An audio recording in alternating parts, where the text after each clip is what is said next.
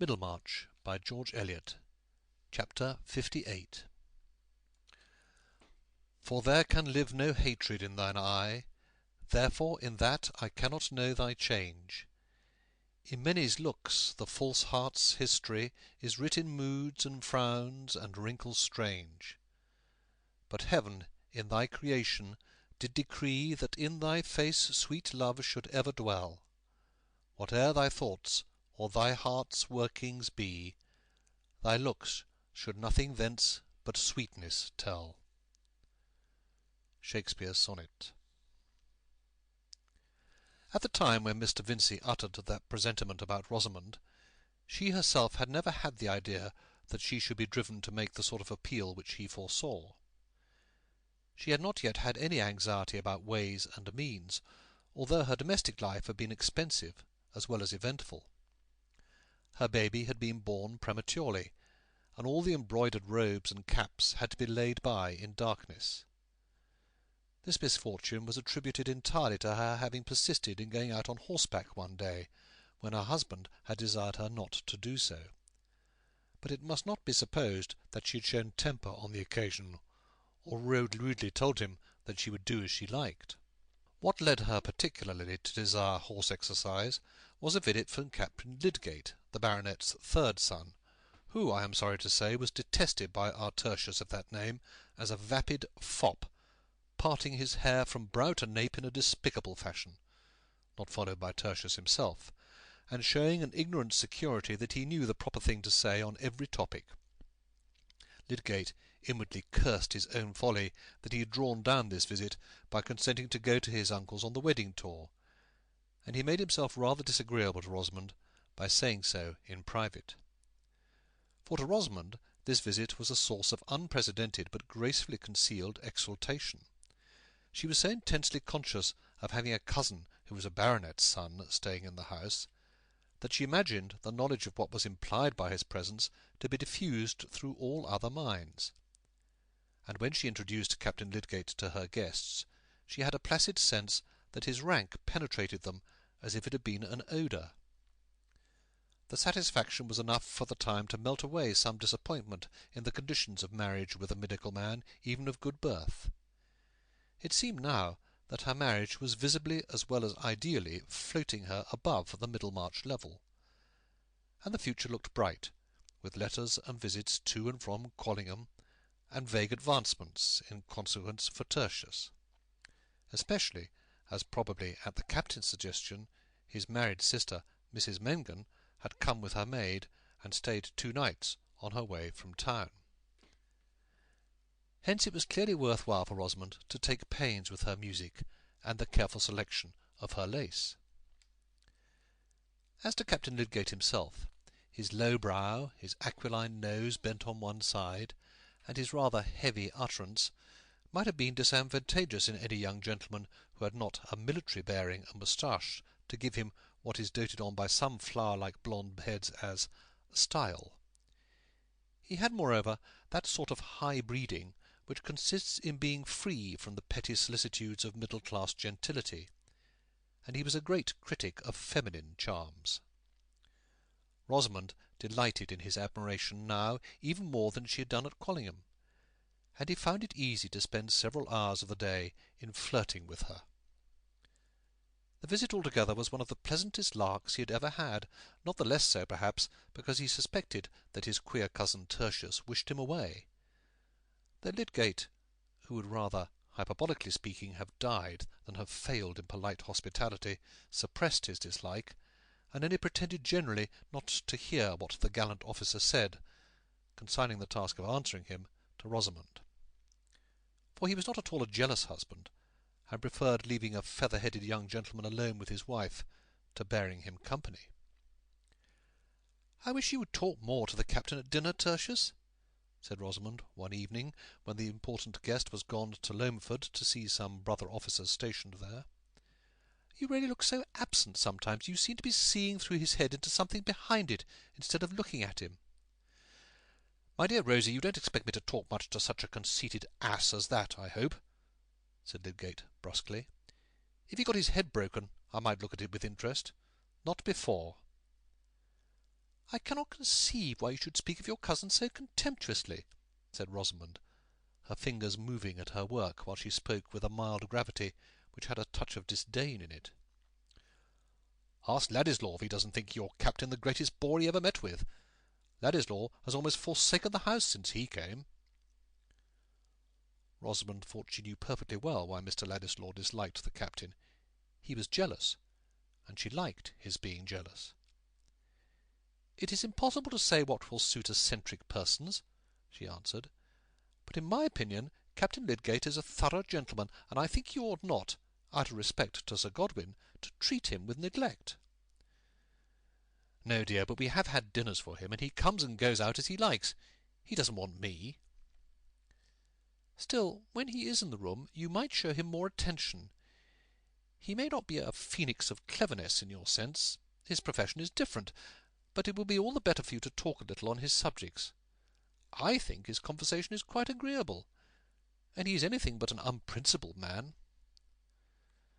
"The fact is, you would wish me to be a little more like him, Rosie," said Lydgate, in a sort of resigned murmur, with a smile which was not exactly tender, and certainly not merry.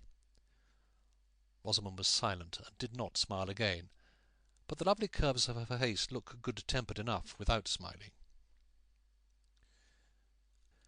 Those words of Lydgate's were like a sad milestone, marking how far he had travelled from his old dreamland, in which Rosamond Vincy appeared to be that perfect piece of womanhood who would reverence her husband's mind after the fashion of an accomplished mermaid, using her comb and looking-glass, and singing her song for the relaxation of his adored wisdom alone.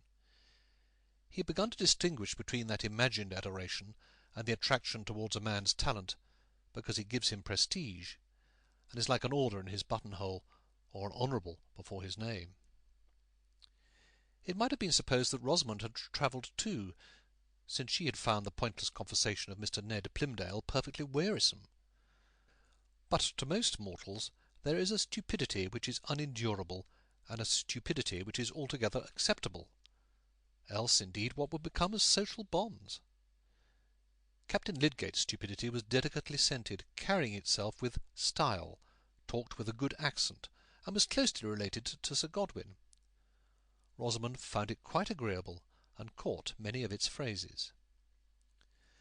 Therefore, since Rosamond, as we know, was fond of horseback, there were plenty of reasons why she should be tempted to resume her riding when Captain Lydgate, who had ordered his man with 2 horses to follow him and put up at the Green Dragon, begged her to go out on the grey, which he warranted to be gentle and trained to carry a lady. Indeed, he bought it for his sister, and was taking it to Quallingham.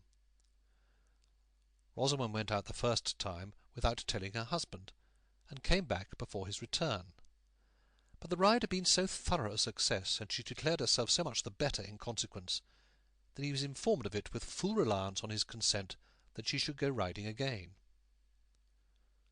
On the contrary, Lydgate was more than hurt. He was utterly confounded that she had risked herself on a strange horse without referring the matter to his wish.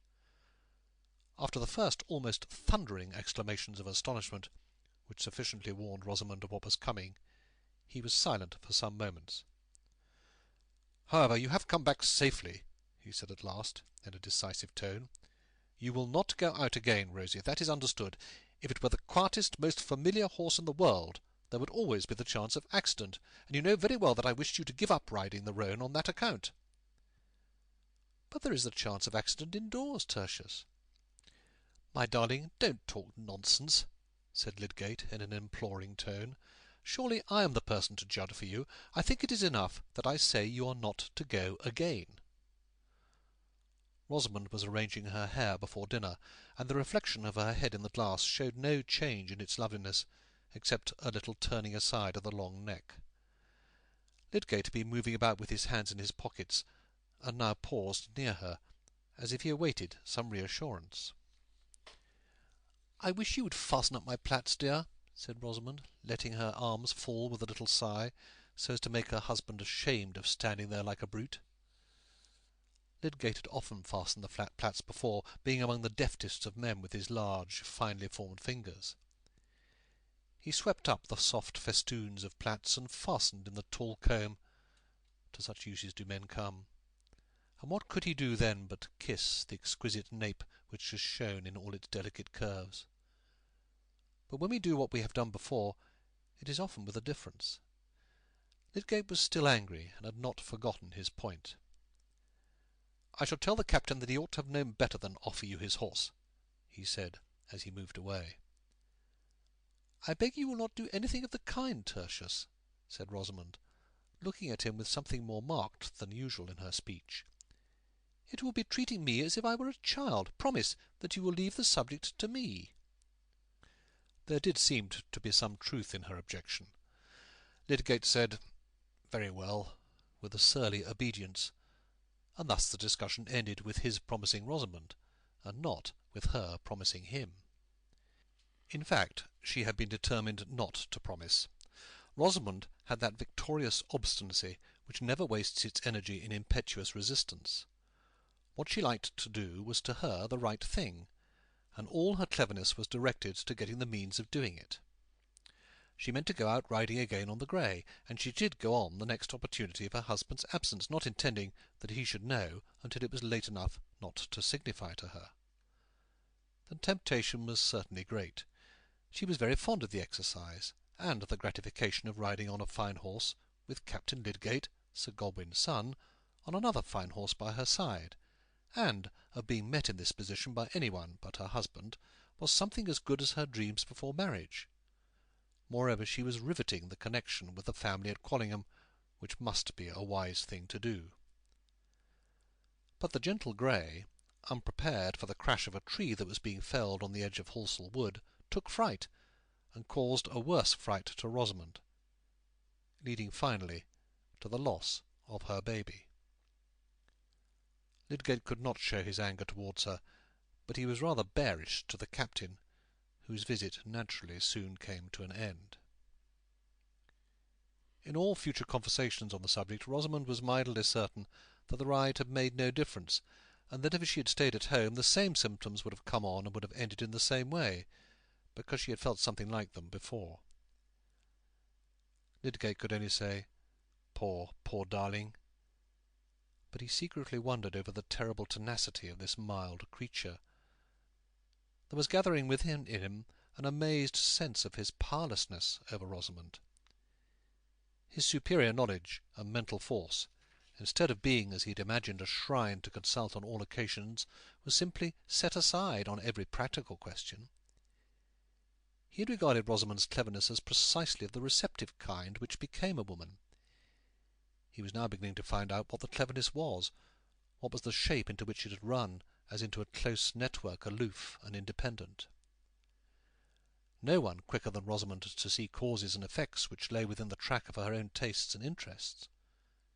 She had clearly seen Lydgate's preeminence in Middlemarch society, and could go on imaginatively tracing still more agreeable social effects when his talent should have advanced him.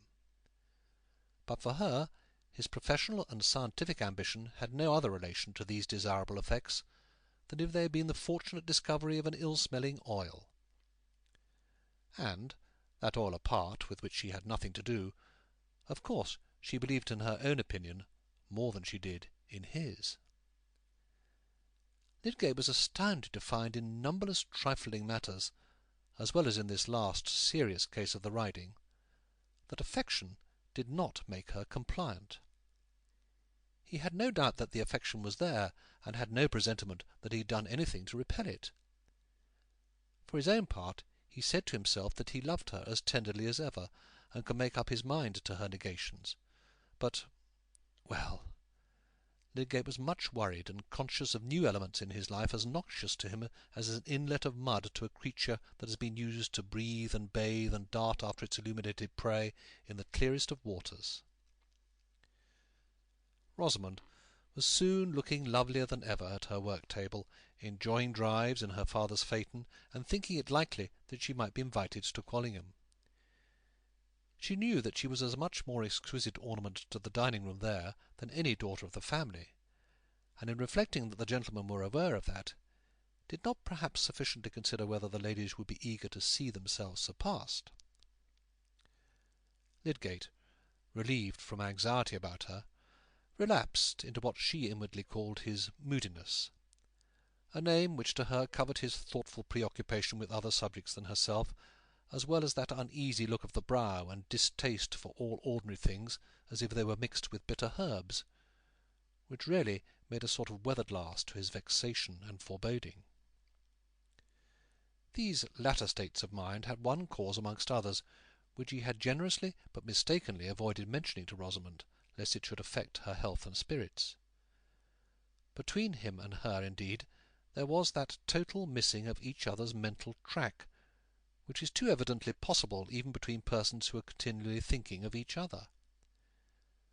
To Lydgate it seemed that he had been spending month after month in sacrificing more than half of his best intent and best power to his tenderness for Rosamond, bearing her little claims and interruptions without impatience, and above all, bearing without betrayal of bitterness to look through less and less of interfering illusion at the blank, unreflecting surface her mind presented to his ardour for the more impersonal ends of his profession and his scientific study, an ardour which he had fancied that the ideal wife must somehow worship as sublime, though not in the least knowing why.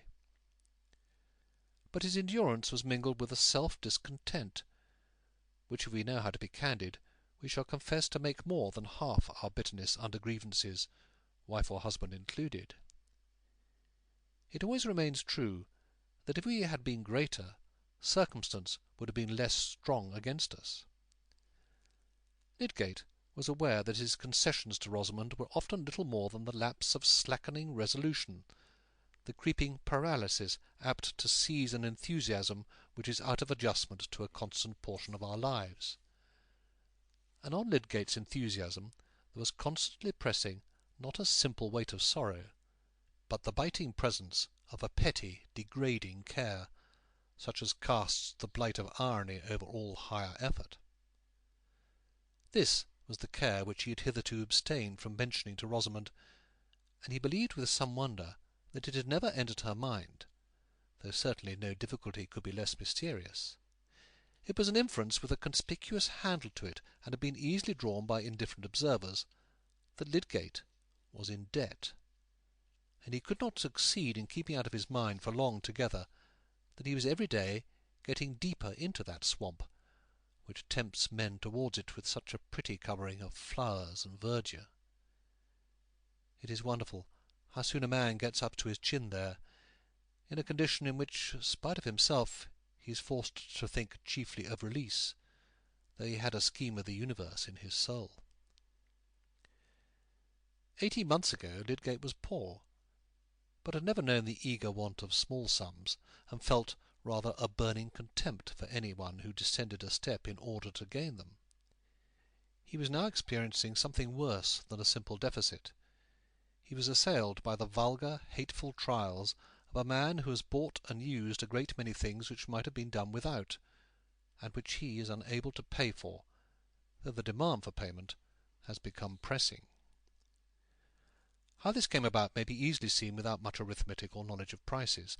When a man, in setting up a house and preparing for marriage, finds that his furniture and other initial expenses come to between £400 and £500 more than he has capital to pay for, when at the end of a year it appears that his household expenses, horses and etc., amount to nearly 1,000, while the proceeds of the practice reckoned from the old books to be worth 800 per annum have sunk like a summer pond and make hardly 500, chiefly in unpaid entries, the plain inference is that, whether he minds it or not, he is in debt. Those were less expensive times than our own, and provincial life was comparatively modest.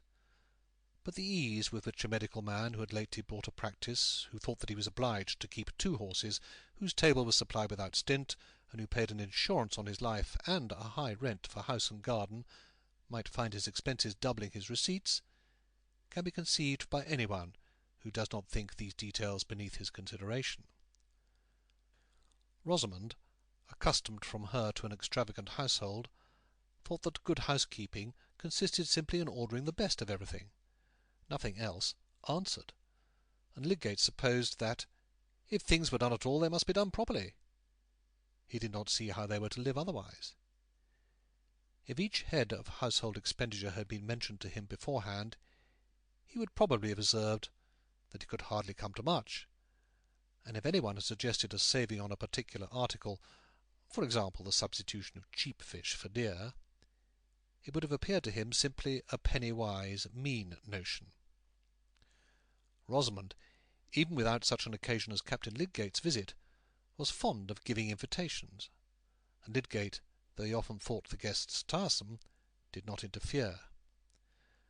This sociability seemed a necessary part of professional prudence, and the entertainment must be suitable. It is true, Lydgate was constantly visiting the homes of the poor, and adjusting his prescriptions of diet to their small means. But, dear me, has it not by this time ceased to be remarkable?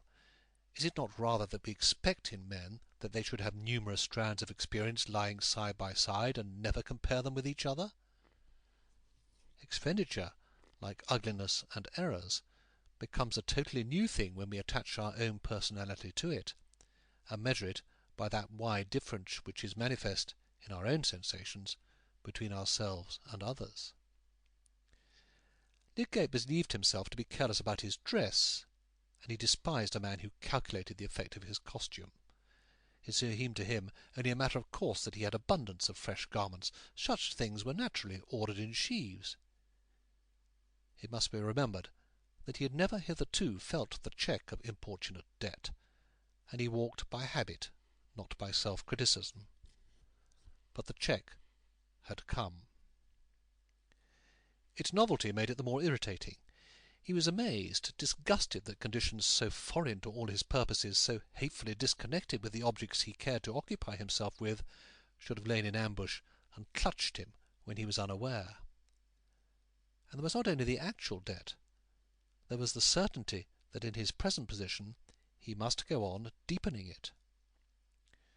Two furnishing tradesmen at Brassing, whose bills had been incurred before his marriage, and whom uncalculated current expenses had ever since prevented him from paying, had repeatedly sent him unpleasant letters which had forced themselves on his attention. This could hardly have been more galling to any disposition than to Lydgate's, with his intense pride, his dislike of asking a favour, or being under an obligation to anyone. He had scorned even to form conjectures about Mr. Vincey's intentions on money matters, and nothing but extremity could have induced him to apply to his father-in-law. Even he had not been made aware in his various indirect ways since his marriage that Mr. Vincey's own affairs were not flourishing, and the expectation of help from him would be resented. Some men easily trust in the readiness of friends. It had never in the former part of his life occurred to Lydgate that he should need to do so. He had never thought what borrowing would be to him. But now that the idea had entered his mind, he felt that he would rather incur any other hardship. In the meantime, he had no money or prospects of money, and his practice was not getting more lucrative.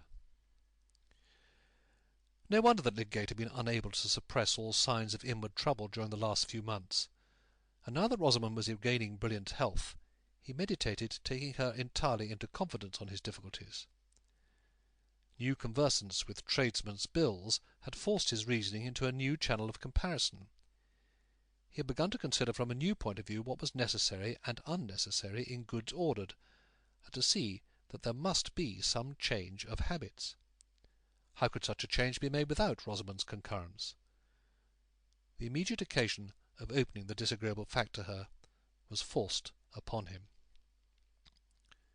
Having no money, and having privately sought advice as to what security could possibly be given by a man in his position, Lydgate had offered the one good security in his power to the less peremptory creditor, who was a silversmith and jeweller, and who consented to take on himself the upholsterer's credit also, accepting interest for a given term. The security necessary was a bill of sale on the furniture of his house, which might make a creditor easy for a reasonable time about a debt amounting to less than £400, and the silversmith, Mr. Dover, was willing to reduce it by taking back a portion of the plate and in any other article which was as good as new. Any other article was a phrase delicately implying jewellery, and more particularly some purple amethysts costing £30, which Lydgate had brought as a bridal present. Opinions may be divided as to his wisdom in making this present. Some may think that it was a graceful attention to be expected from a man like Lydgate, and that the fault of any troublesome consequences lay in the pinched narrowness of provincial life at that time, which offered no conveniences for professional people whose fortune was not proportioned to their taste.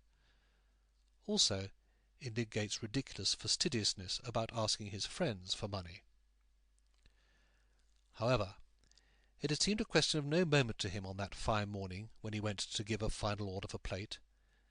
In the presence of other jewels enormously expensive, and as an addition in order of which the amount had not been exactly calculated, £30 for ornaments so exquisitely suited to Rosamond's neck and arms could hardly appear excessive when there was no ready cash for it to exceed.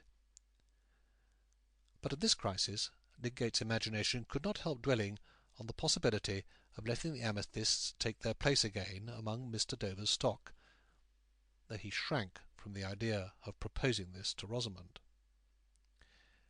Having been roused to discern consequences which he had never been in the habit of tracing, he was preparing to act on this discernment with some of the rigour, by no means all, that he would have applied in pursuing experiment.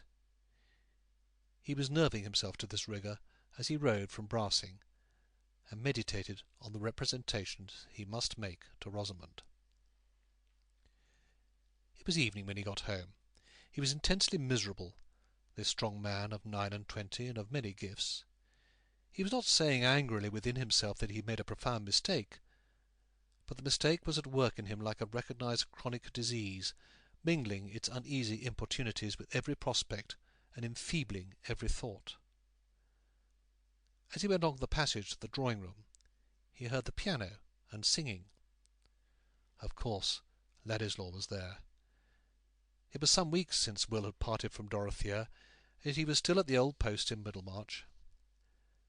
Lydgate had no objection in general to Ladislaw's coming, but just now he was annoyed that he could not find his hearth free.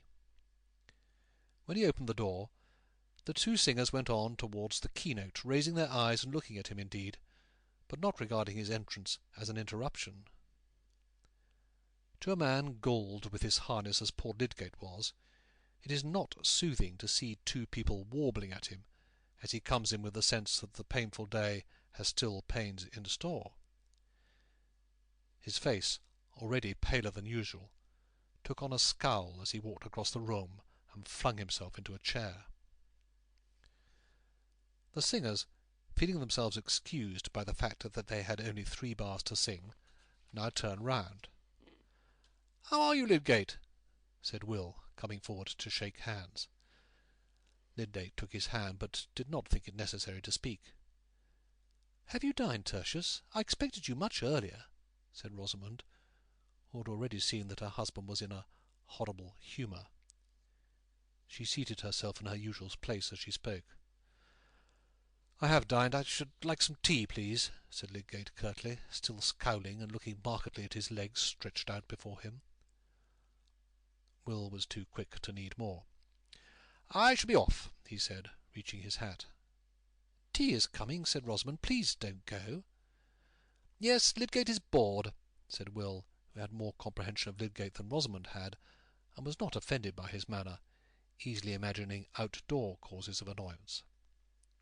"There is the more need for you to stay," said Rosamond playfully and in her lightest accent. "He will not speak to me all the evening." "Yes, Rosamond, I shall," said Lydgate in his strong baritone. "I have some serious business to speak to you about." No introduction of the business could have been less like that which Lydgate had intended, but her indifferent manner had been too provoking.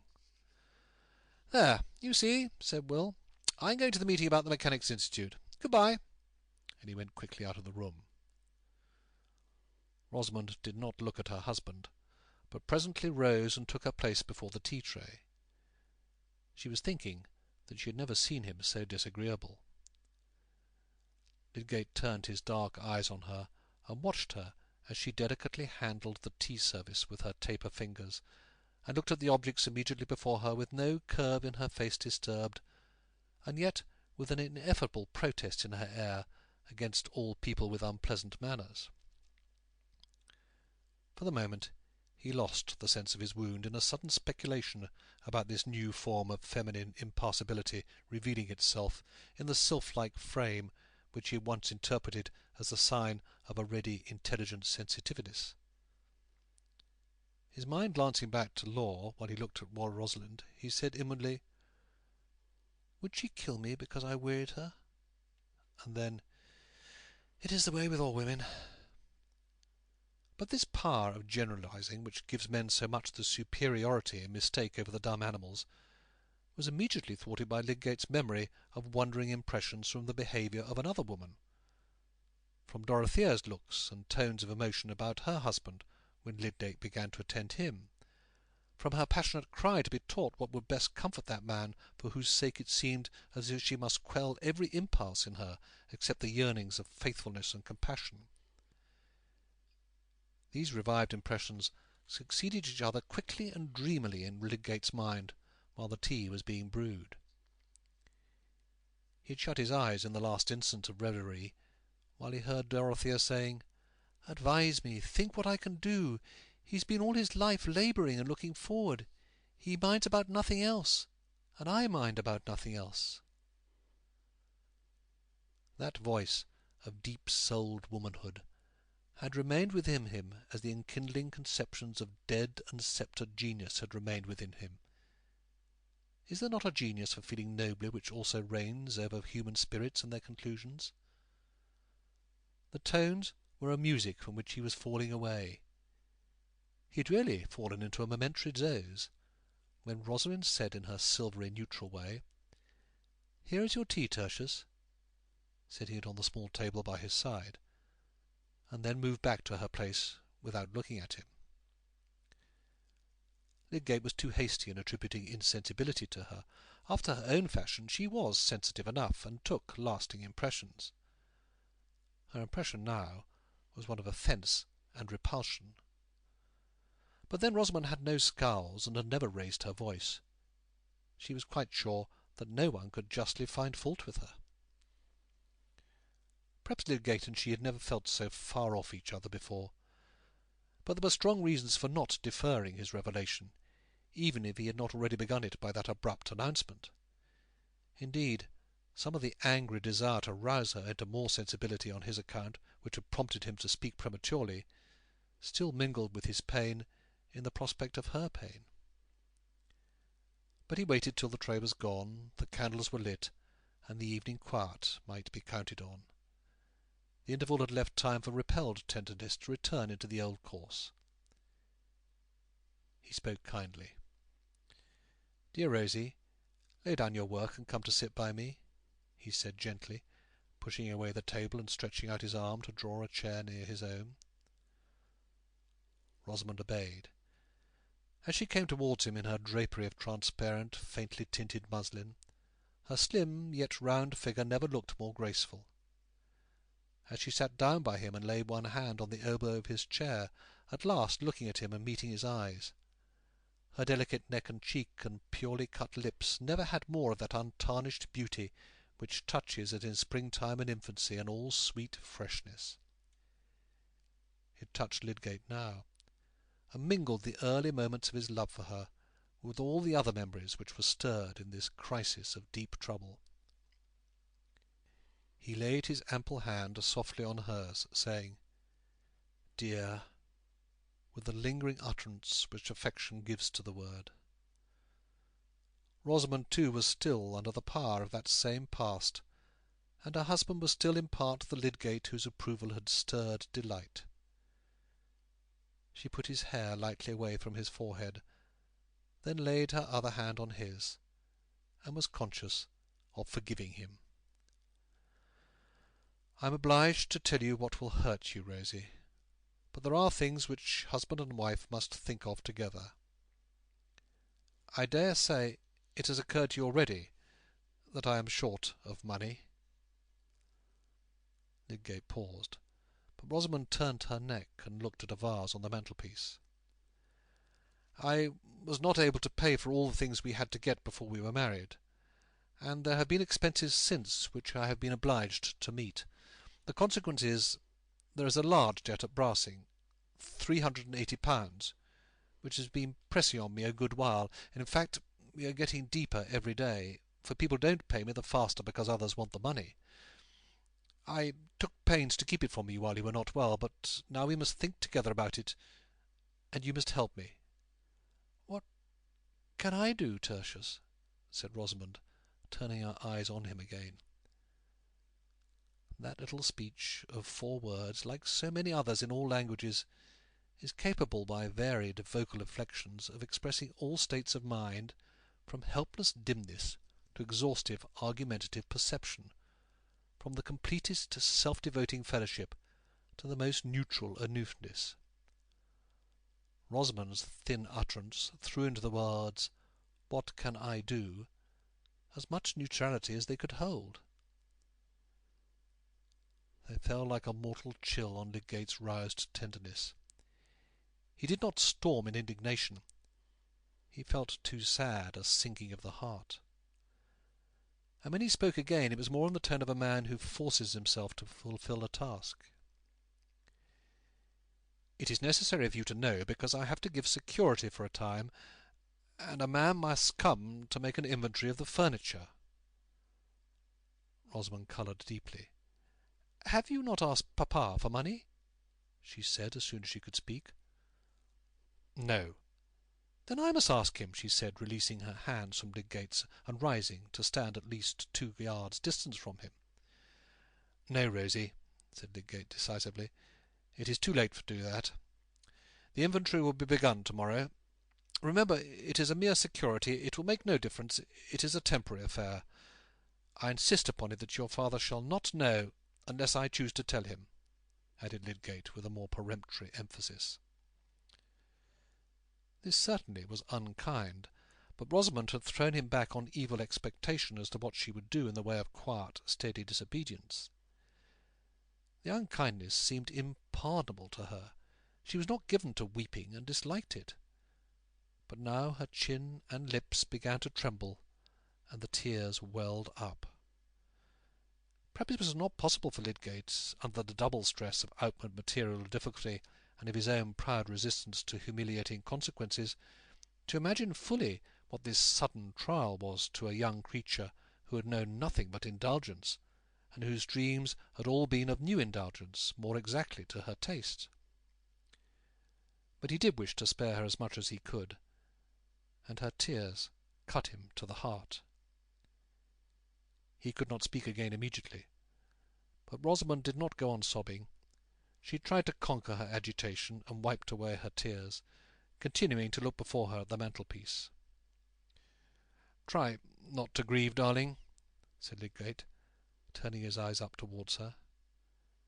That she had chosen to move away from him in this moment of her trouble made everything harder to say, but he must absolutely go on. "We must brace ourselves to do what is necessary.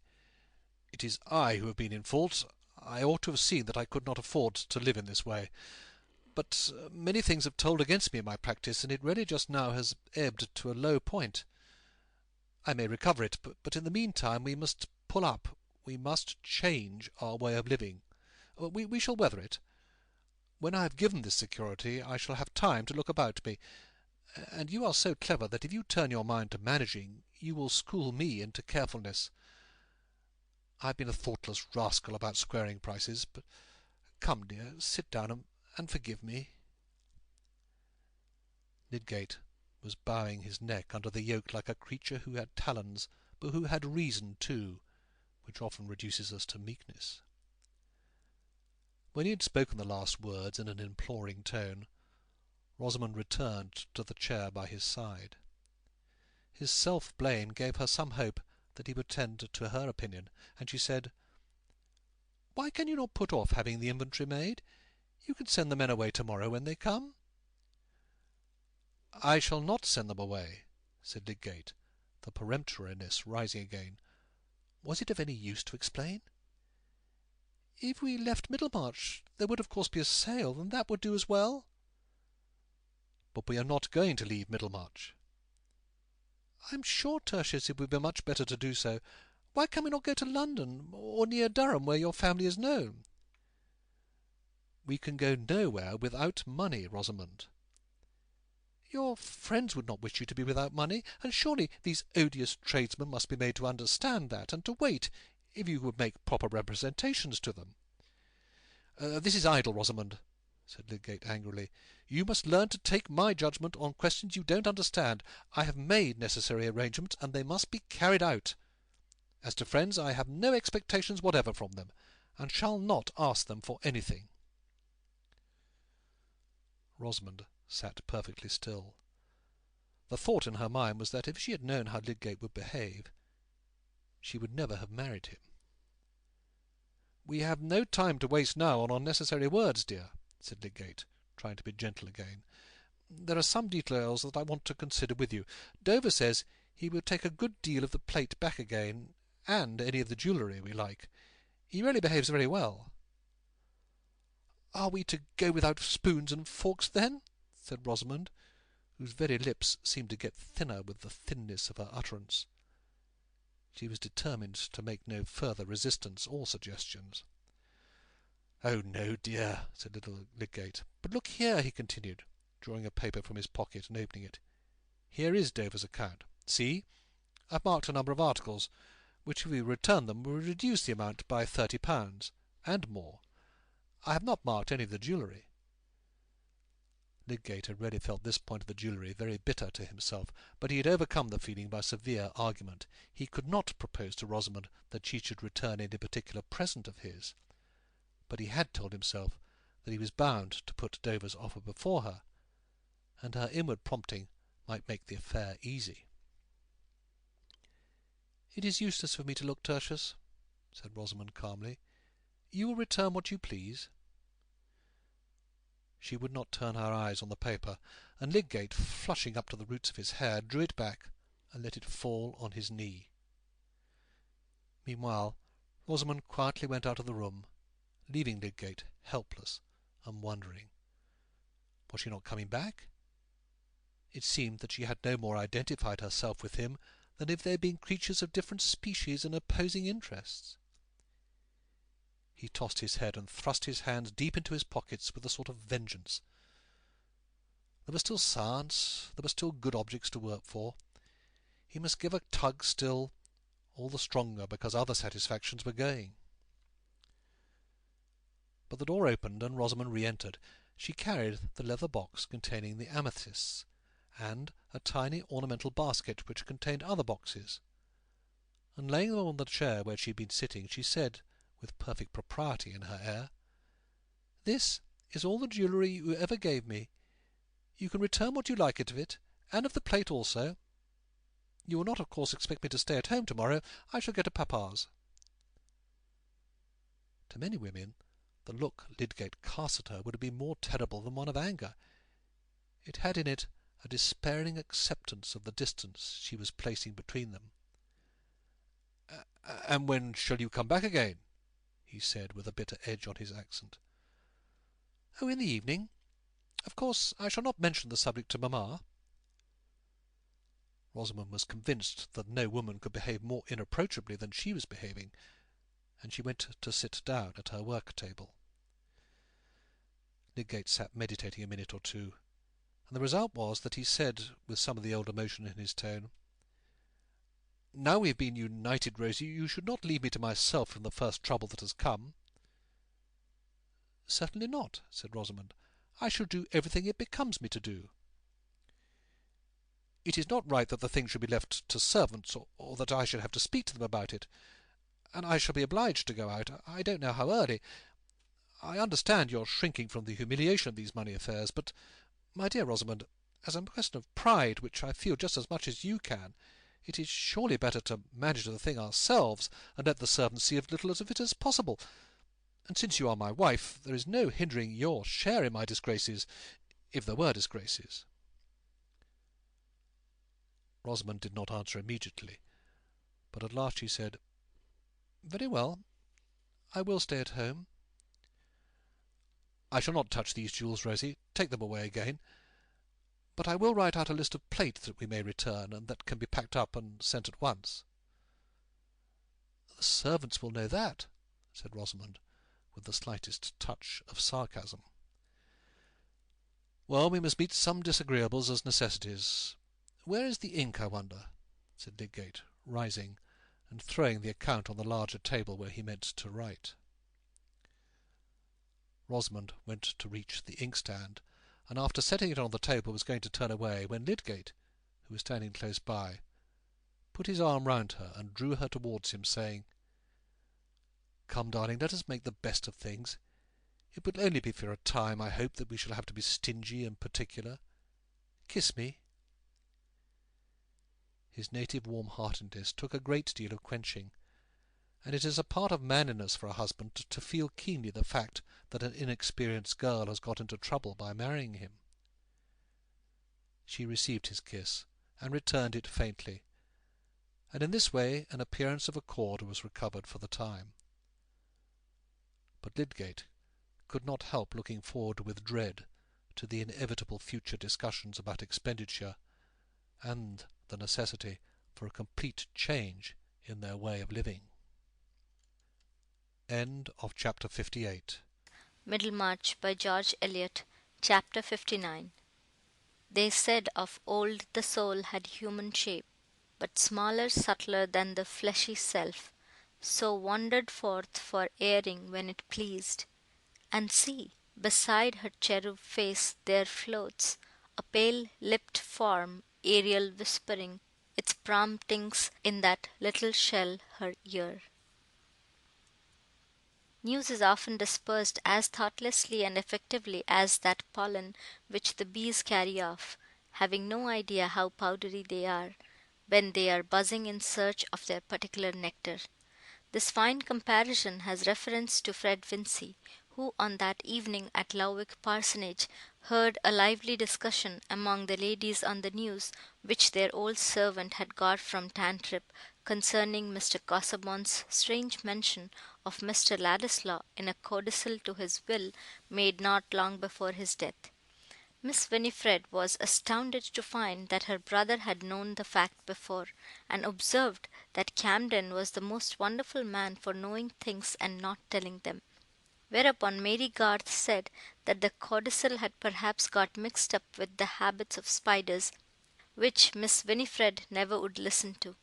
Mrs. Fairbrother considered that the news had something to do with their having only once seen Mr. Ladislaw at Lowick, and Miss Noble made many small compassionate mewings. Fred knew little and cared less about Ladislaw and the Casaubons, and his mind never recurred to that discussion till one day, calling on Rosamond at his mother's request to deliver a message as he passed, he happened to see Ladislaw going away. Fred and Rosamond had little to say to each other now that marriage had removed her from collision with the unpleasantness of brothers, and especially now that he had taken what she held the stupid and even reprehensible step of giving up the church to take to such a business as Mr. Garth's. Hence Fred talked by preference of what he considered indifferent news, and a propos of that young Ladislaw mentioned what he had heard at Lowick Parsonage. Now Lydgate, like Mr. Fairbrother, knew a great deal more than he told, and when he had once been set thinking about the relation between Will and Dorothea, his conjectures had gone beyond the fact. He imagined that there was a passionate attachment on both sides, and this struck him as much too serious to gossip about. He remembered Will's irritability when he had mentioned Mrs. Casaubon, and was the most circumspect. On the whole, his surmises, in addition to what he knew of the fact, increased his friendliness and tolerance towards Ladislaw, and made him understand the vacillation which kept him at Middlemarch after he had said that he should go away. It was significant of the separateness between Lydgate's mind and Rosamond's that he had no impulse to speak to her on the subject. Indeed, he did not quite trust her reticence towards Will, and he was right there, though he had no vision of the way in which her mind would act in urging her to speak. When she repeated Fred's news to Lydgate, he said, "Take care you don't drop the faintest hint to Ladislaw, Rosie. He is likely to fly out as if you insulted him. Of course it is a painful affair." Rosamond turned her neck and patted her hair, looking the image of placid indifference. But the next time Will came, when Lydgate was away, she spoke archly about his not going to London as he had threatened. "I know all about it. I have a confidential little bird," said she, showing very pretty airs of her head over the bit of work held high between her active fingers. "There is a powerful magnet in this neighbourhood." "To be sure there is. Nobody knows that better than you," said Will, with light gallantry, but inwardly prepared to be angry. "It is really the most charming romance. Mr. Casaubon, jealous and foreseeing that there was no one else whom Mrs. Casaubon would so much like to marry, and no one who would so much like to marry her as a certain gentleman, and then laying a plan to spoil all by making her forfeit her property if she did marry that gentleman, and then, and then, and then, oh, I have no doubt the end will be thoroughly romantic." "Great God! What do you mean?" said Will, flushing over face and ears, his features seeming to change as if he had had a violent shake. "Don't joke. Tell me what you mean." "You don't really know," said Rosamond, no longer playful, and desiring nothing better than to tell in order that she might evoke effects.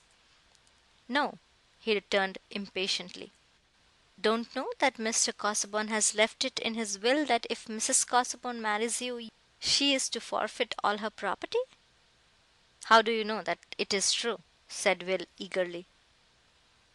"My brother Fred heard it from the Fairbrothers." Will started up from his chair and reached his hat. "I dare say she likes you better than the property," said Rosamond, looking at him from a distance.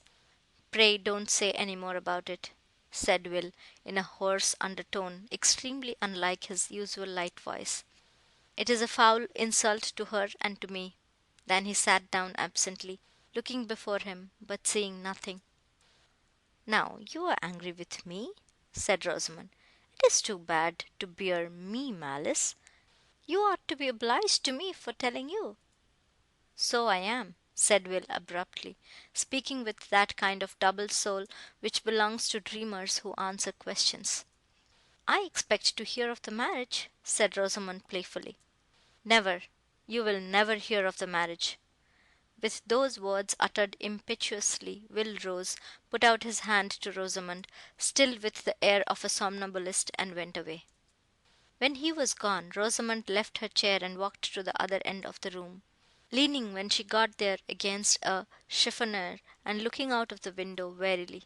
She was oppressed by ennui, and by that dissatisfaction which in women's minds is continually turning into a trivial jealousy, referring to no real claims, springing from no deeper passion than the vague exactingness of egoism, and yet capable of impelling action as well as speech.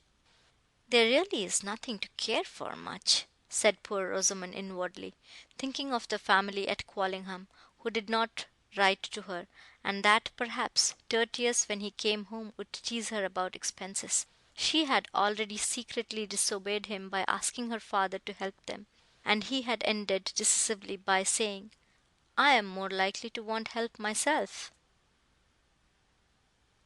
End of chapter 59. Middlemarch by George Eliot. Chapter 60. Good phrases are surely and ever were very commendable. Justice Shallow.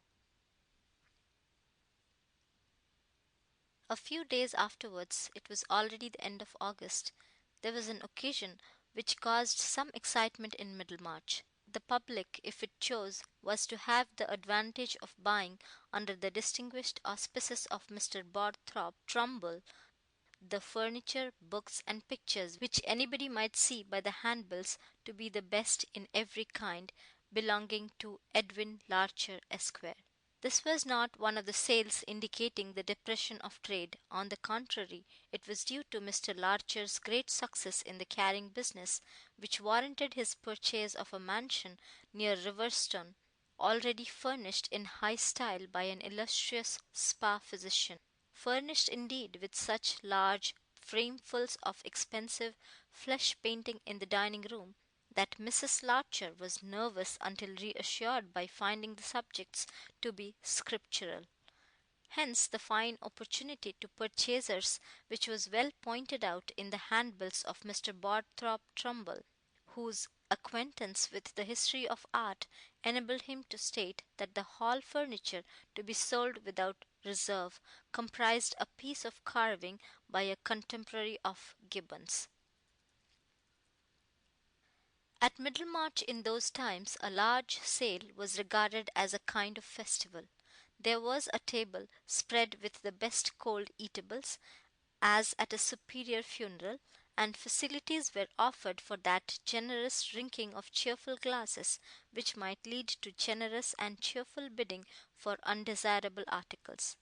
Mr. Larcher's sale was the more attractive in the fine weather because the house stood just at the end of the town, with a garden and stables attached, in that pleasant issue from Middlemarch called the London Road, which was also the road to the new hospital and to Mr. Bulstrode's retired residence, known as the Shrubs. In short, the auction was as good as a fair, and drew all classes with leisure at command. To some, who risked making bids in order simply to raise prices, it was almost equal to betting at the races. The second day, when the best furniture was to be sold, everybody was there. Even Mr. Thesiger, the rector at St. Peter's, had looked in for a short time, wishing to buy the carved table, and had rubbed elbows with Mr. Bambridge and Mr. Horrock. There was a wreath of Middlemarch ladies accommodated with seats round the large table in the dining room, where Mr. Barthorpe Trumbull was mounted with desk and hammer, but the rows, chiefly of masculine faces behind, were often varied by incomings and outgoings, both from the door and the large bow window opening onto the lawn. Everybody that day did not include Mr. Bulstrode, whose health could not well endure crowds and draughts. But Mrs. Bulstrode had particularly wished to have a certain picture, a supper at Emmaus, attributed in the catalogue to Guido, and at the last moment before the day of the sale, Mr. Bulstrode had called at the office of the Pioneer, of which he was now one of the proprietors, to beg of Mr. Ladislaw as a great favour that he would obligingly use his remarkable knowledge of pictures on behalf of Mrs. Bulstrode, and judge of the value of this particular painting, if, added the scrupulously polite banker, attendance at the sale would not interfere with the arrangements for your departure, which I know is imminent. This proviso might have sounded rather satirical in Will's ear if he had been in a mood to care about such satire. It referred to an understanding entered into many weeks before with the proprietors of the paper, that he should be at liberty any day he pleased to hand over the management to the sub editor whom he had been training, since he wished finally to quit Middlemarch. But indefinite visions of ambition are weak against the ease of doing what is habitual or beguilingly agreeable, and we all know the difficulty of carrying out a resolve when we secretly long that it may turn out to be unnecessary. In such states of mind, the most incredulous person has a private leaning towards miracle. Impossible to conceive how our wish could be fulfilled. Still, very wonderful things have happened. Will did not confess this weakness to himself, but he lingered. What was the use of going to London at that time of the year? The Rugby men who would remember him were not there, and so far as political writing was concerned, he would rather for a few weeks go on with the Pioneer. At the present moment, however, when Mr. Bulstrode was speaking to him, he had both a strengthened resolve to go, and an equally strong resolve not to go till he had once more seen Dorothea. Hence he replied that he had reasons for deferring his departure a little, and would be happy to go to the sale. Will was in a defiant mood, his consciousness being deeply stung with the thought that the people who looked at him probably knew a fact tantamount to an accusation against him as a fellow with low designs, which were to be frustrated by a disposal of property. Like most people who assert their freedom with regard to conventional distinction, he was prepared to be sudden and quick at quarrel with any one who might hint that he had personal reasons for that assertion. that there was anything in his blood, his bearing, or his character to which he gave the mask of an opinion. When he was under an irritating impression of this kind, he would go about for days with a defiant look, the colour changing in his transparent skin as if he were on the qui vive, watching for something which he had to dart upon. This expression was peculiarly noticeable in him at the sale, and those who had only seen him in his moods of gentle oddity or of bright enjoyment would have been struck with a contrast.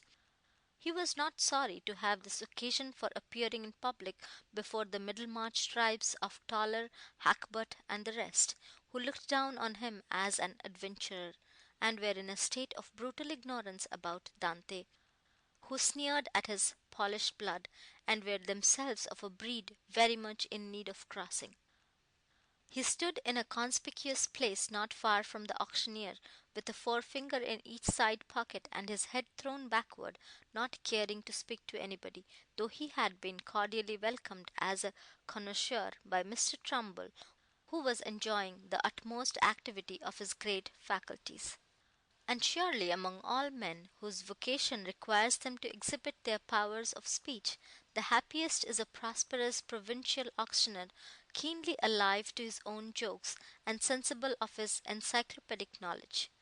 Some saturnine, sour-blooded persons might object to be constantly insisting on the merits of all articles from bootjacks to Burghams, but Mr. Borthop Trumbull had a kindly liquid in his veins.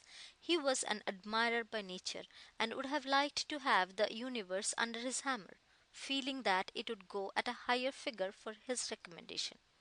Meanwhile, Mrs. Larcher's drawing-room furniture was enough for him.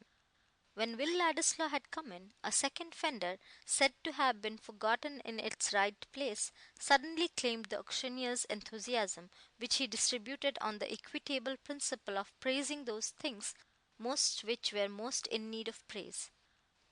The fender was of polished steel, with much lancet-shaped open work and a sharp edge. "Now, ladies," said he, "I shall appeal to you.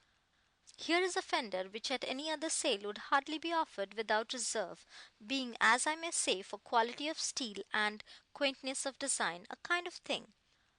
Here Mr. Trumbull dropped his voice and became slightly nasal, trimming his outlines with his left finger. "That might not fall in with ordinary tastes. Allow me to tell you that by and by this style of workmanship will be the only one in vogue. Half a crown, you said? Thank you. Going at half a crown, this characteristic fender, and I have particular information that the antique style is very much sought after in high quarters. 3 shillings, 3 and 6 pence. Hold it well up, Joseph. Look, ladies, at the chastity of the design. I have no doubt myself that it was turned out in the last century.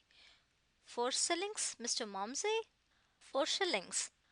It's not a thing I would put in my drawing room," said Mrs. Momsey, audibly for the warning of the rash husband.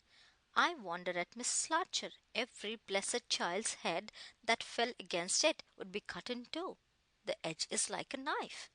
"Quite true," rejoined Mr. Trumbull quickly, "and most uncommonly useful to have a fender at hand that will cut.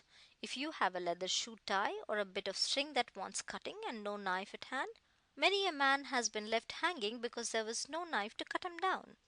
Gentlemen, here's a fender that if you had the misfortune to hang yourselves would cut you down in no time, with astonishing celerity. 4 and 6 pence, 5 and 6 pence, an appropriate thing for a spare bedroom, where there was a four-poster and a guest a little out of his mind. 6 shillings. Thank you, Mr. Clintup. Going at 6 shillings. Going. Gone." The auctioneer's glance, which had been searching round him with a preternatural susceptibility to all signs of bidding, here dropped on the paper before him, and his voice too dropped into a tone of indifferent despatch as he said, "Mr. Clintup, be handy, Joseph." "It was worth 6 shillings to have a fender you could always tell that joke on," said Mr. Clintup, laughing low and apologetically to his next neighbour. He was a diffident though distinguished nurseryman, and feared that the audience might regard his bid as a foolish one. Meanwhile, Joseph had brought a trayful of small articles. "Now, ladies," said Mr. Trumbull, taking up one of the articles, "this tray contains a very recherche lot, a collection of trifles for the drawing room table, and trifles make the sum of human things. Nothing more important than trifles."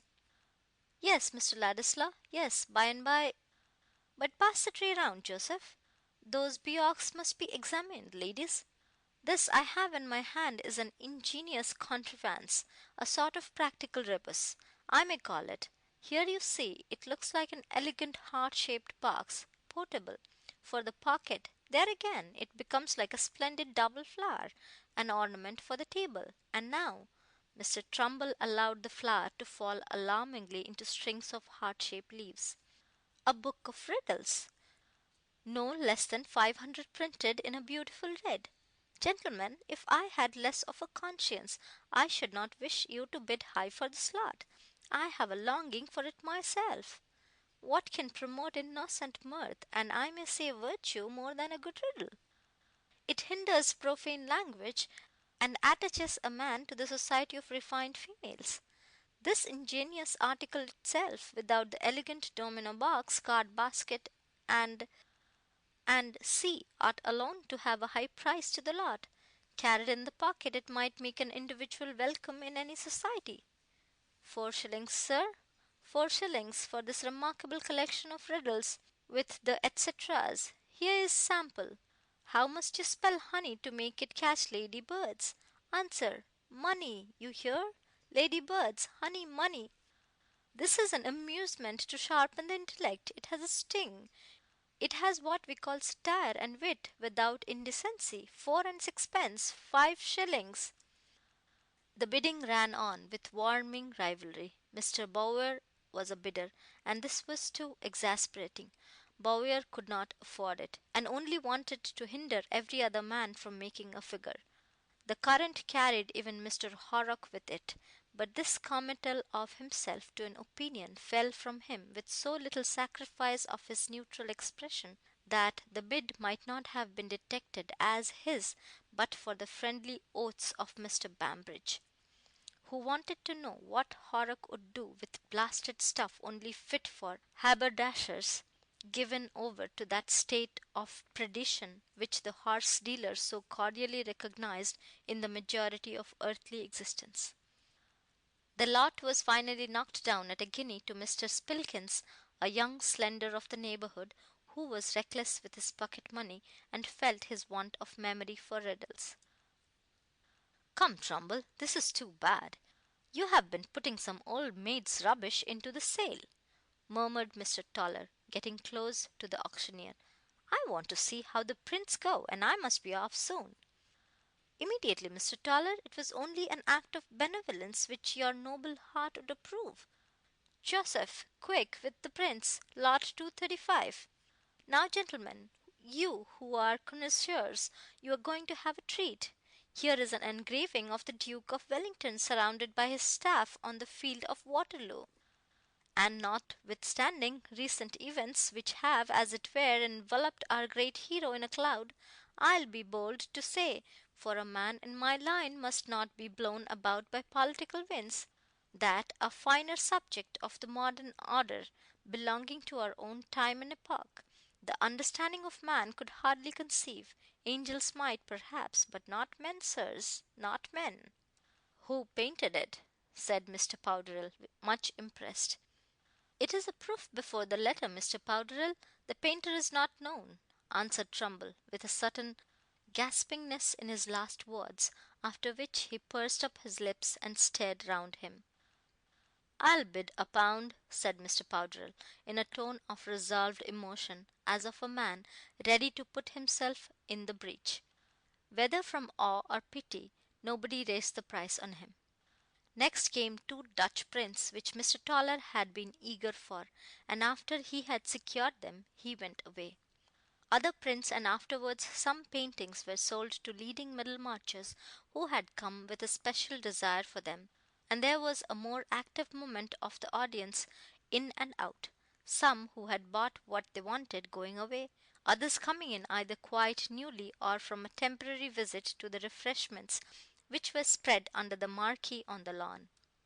It was this marquee that Mr. Bambridge was bent on buying, and he appeared to like looking inside it frequently, as a foretaste of its possession.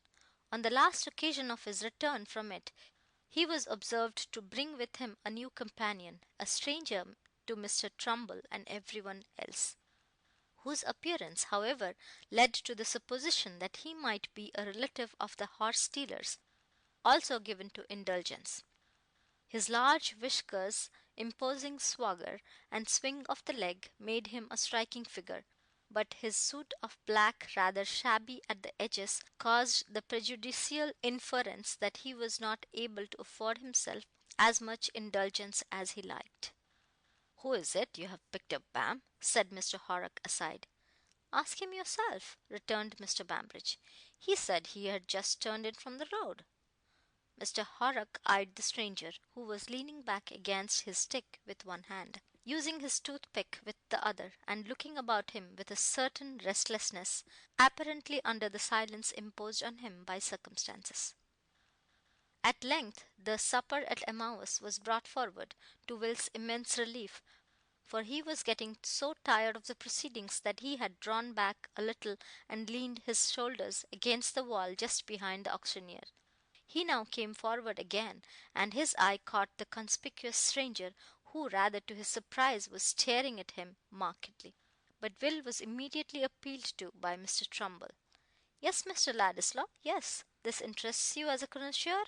I think it is some pleasure," the auctioneer went on with a rising fervour, "to have a picture like this to show to a company of ladies and gentlemen, a picture worth any sum to an individual whose means were on a level with his judgment.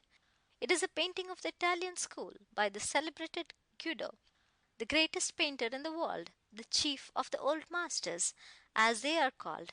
I take it because they were up to a thing or two beyond most of us, in possession of secrets now lost to the bulk of the mankind. Let me tell you, gentlemen, I have seen a great many pictures by the old masters, and they are not all up to this mark. Some of them are darker than you might like, and not family subjects.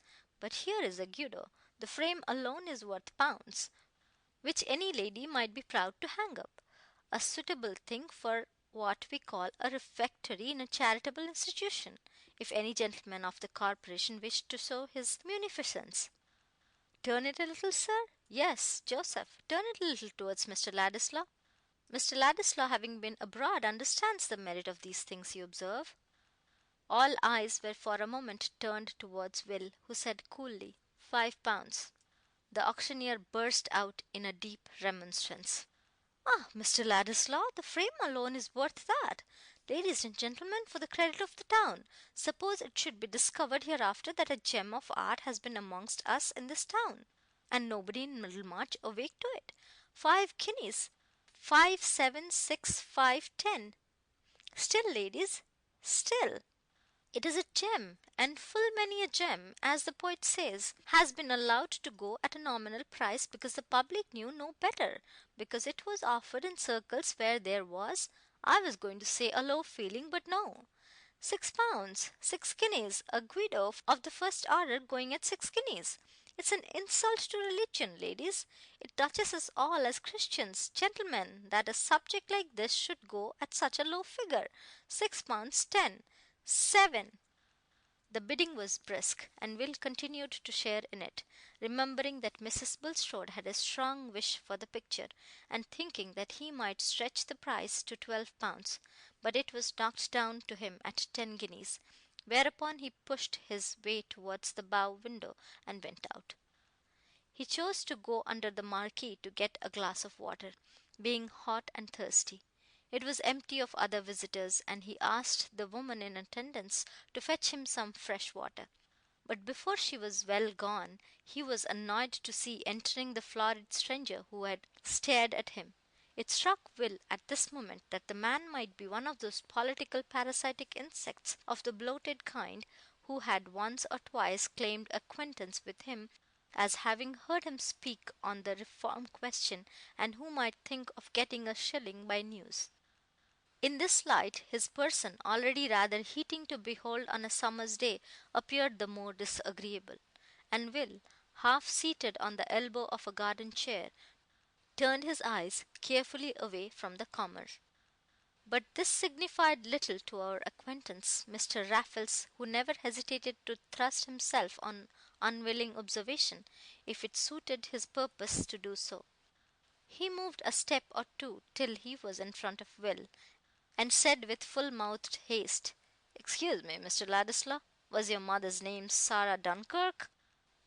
Will, starting to his feet, moved backward a step, frowning, and saying with some fierceness, "Yes, sir, it was, and what is that to you?" It was in Will's nature that the first spark it threw out was a direct answer of the question and a challenge of the consequences. To have said, "What is that to you?" in the first instance would have seemed like shuffling, as if he minded who knew anything about his origin. Raffles, on his side, had not the same eagerness for a collision which was implied in Ladislaw's threatening air. The slim young fellow, with his girl's complexion, looked like a tiger cat ready to spring on him. Under such circumstances, Mr. Raffles' pleasure in annoying his company was kept in abeyance. "No offence, my good sir, no offence. I only remember your mother, knew her when she was a girl. But it is your father that you feature, sir. I had the pleasure of seeing your father too." "Parents alive, Mr. Ladislaw?"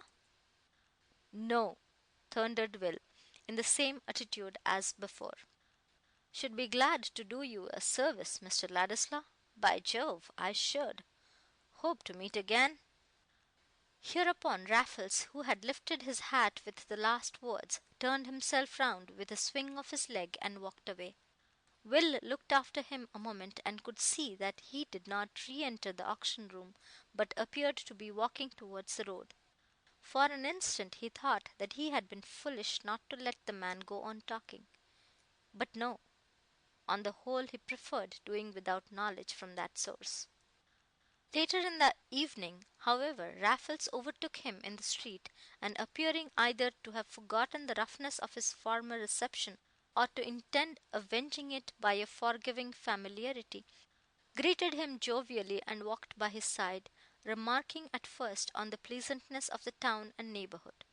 Will suspected that the man had been drinking, and was considering how to shake him off, when Raffles said, "I have been abroad myself, Mr. Ladislaw. I have seen the world. Used to parley vows a little. It was at Boulogne I saw your father. A most uncommon likeness you are of him. By Jove! Mouth, nose, eyes, hair turned off your brow just like his, a little in the foreign style. John Bull doesn't do much of that. But your father was very ill when I saw him. Lord, Lord! Hans you might see through. You were a small youngster then. Did he get well?" "No," said Will curtly. "Ah, well, I have often wondered what became of your mother. She ran away from her friends when she was a young lass, a proud spirited lass, and pretty, by Jove." "I knew the reason why she ran away," said Raffles, winking slowly as he looked sideways at Will. "You know nothing dishonourable of her, sir," said Will, turning on him rather savagely. But Mr. Raffles just now was not sensitive to shades of manner. "Not a bit," said he, tossing his head decisively. "She was a little too honourable to like her friends, that was it." Here Raffles again winked slowly.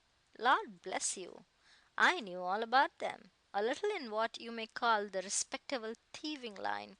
The high style of receiving house, none of your holes and corners, first rate, slap up shop, high profits and no mistake. But Lord, Sarah would have known nothing about it. A dashing young lady she was. Fine boarding school, fit for Lord's wife. Only Archie Duncan threw it at her out of spite, because she would have nothing to do with him, and so she ran away from the whole concern. I travelled for them, sir, in a gentlemanly way, at a high salary. They didn't mind her running away at first. Godly folks, sir, very godly. And she was for the stage. The son was alive then, and the daughter was at a discount. Hello, here we are at the Blue Bull. What do you say, Mr. Ladislaw? Shall we turn in and have a glass?" "No, I must say good evening," said Will, dashing up a passage which led into Lowick Gate, and almost running to get out of Raffles's reach. He walked a long while on the Lowick road, away from the town, glad of the starlit darkness when it came. He felt as if he had had dirt cast on him amidst shouts of scorn.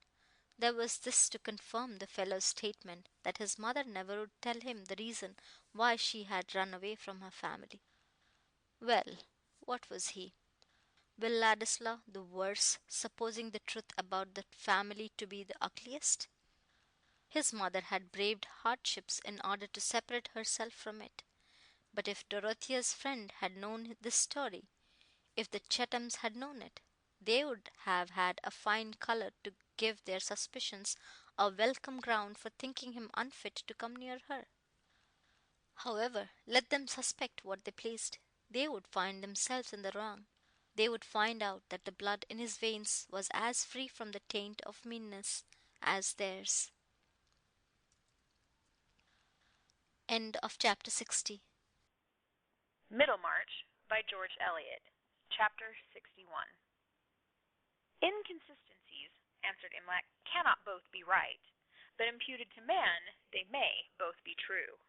Rasselas. The same night, when Mr. Bulstrode returned from a journey to Brassing on business, his good wife met him in the entrance hall and drew him into his private sitting room. "Nicholas," she said, fixing her honest eyes upon him anxiously, "there has been such a disagreeable man here asking for you. It has made me quite uncomfortable." "What kind of man, my dear?" said Mr. Bulstrode, dreadfully certain of the answer. "A red-faced man with large whiskers, and most impudent in his manner. He declared he was an old friend of yours, and said you would be sorry not to see him. He wanted to wait for you here, but I told him he could see you at the bank tomorrow morning. Most impudent he was. Stared at me and said his friend Nick had luck in wives. I don't believe he would have gone away if Blutcher had not happened to break his chain and come running round on the gravel, for I was in the garden. So I said, 'You'd better go away. The dog is very fierce, and I can't hold him.' Do you really know anything of such a man?" "I believe I know who he is, my dear," said Mr. Bulstrode in his usual subdued voice. "An unfortunate, dissolute wretch, whom I helped too much in days gone by. However, I presume you will not be troubled by him again. He will probably come to the bank, to beg, doubtless."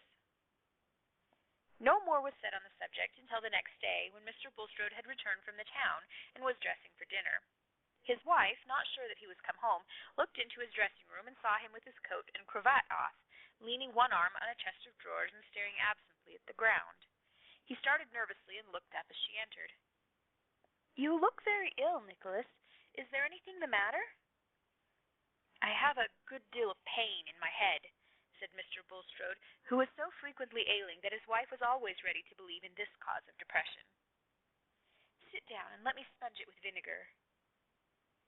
Physically, Mr. Bulstrode did not want the vinegar, but morally the affectionate attention soothed him.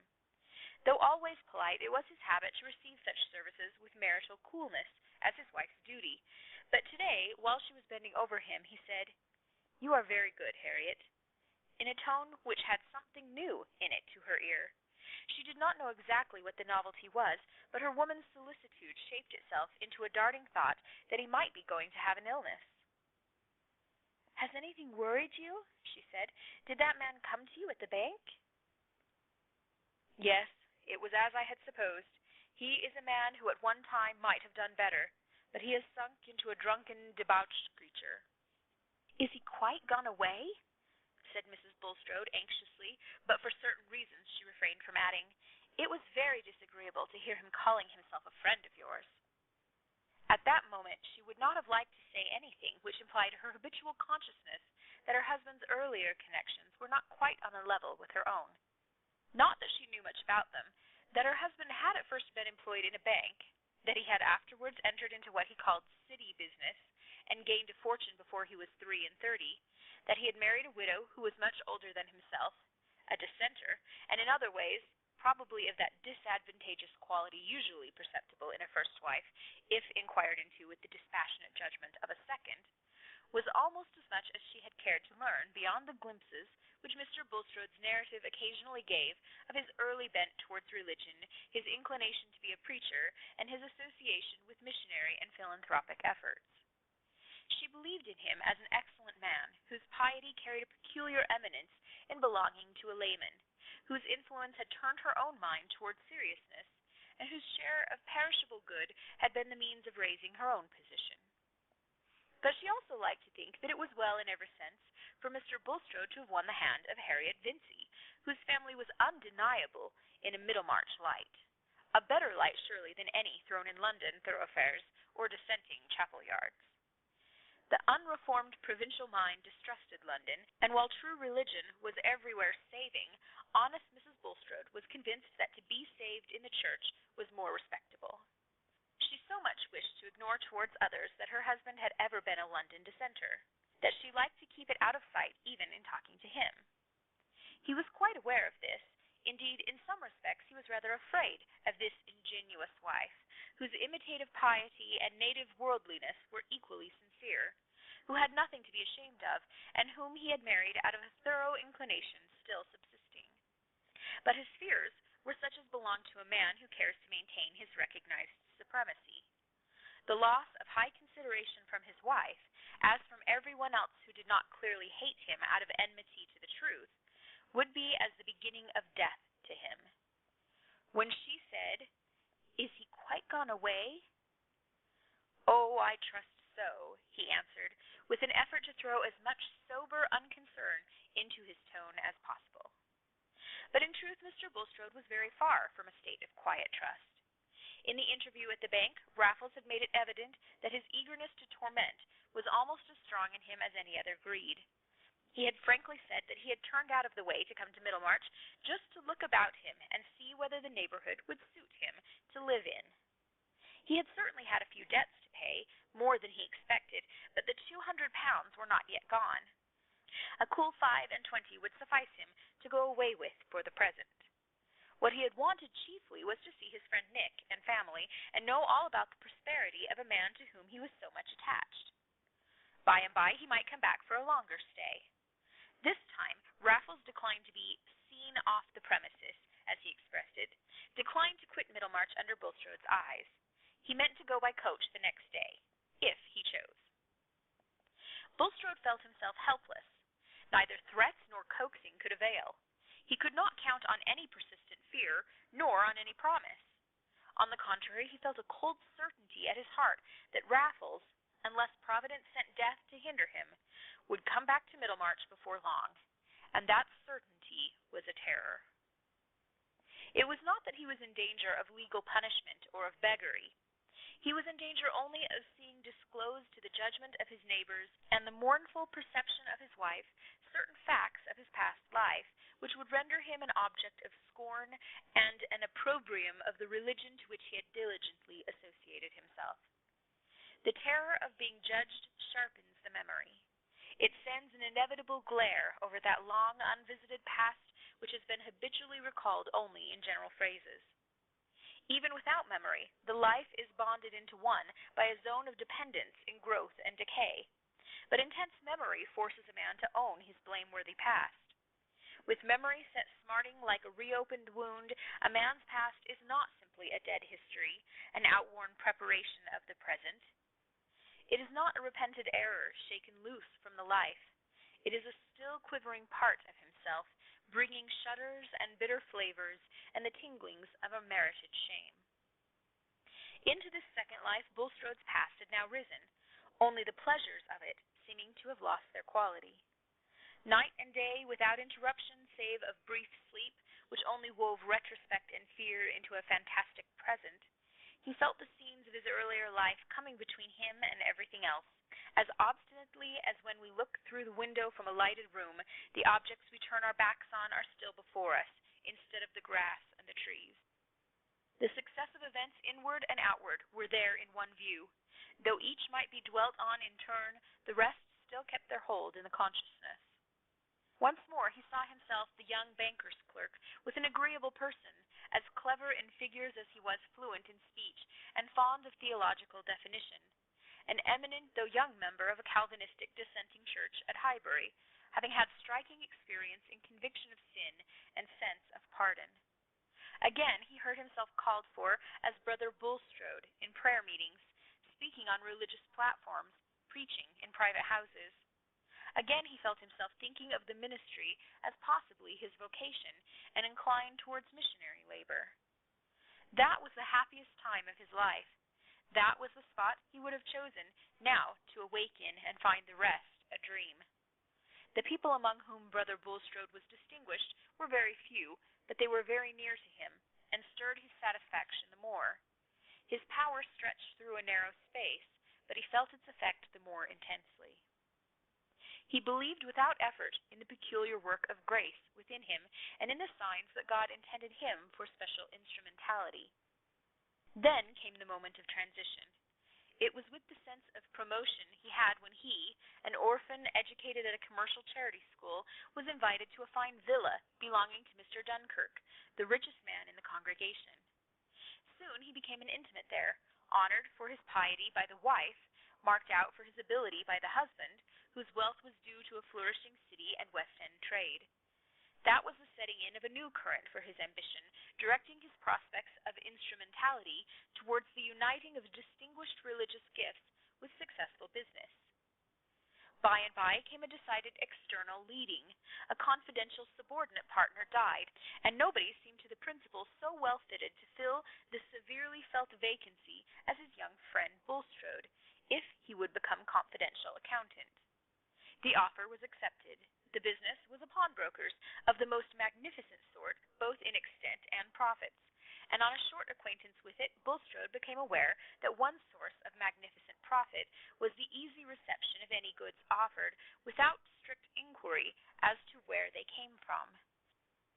But there was a branch house at the West End, and no pettiness or dinginess to give suggestions of shame. He remembered his first moments of shrinking. They were private, and were filled with arguments, some of these taking the form of prayer. The business was established and had old roots.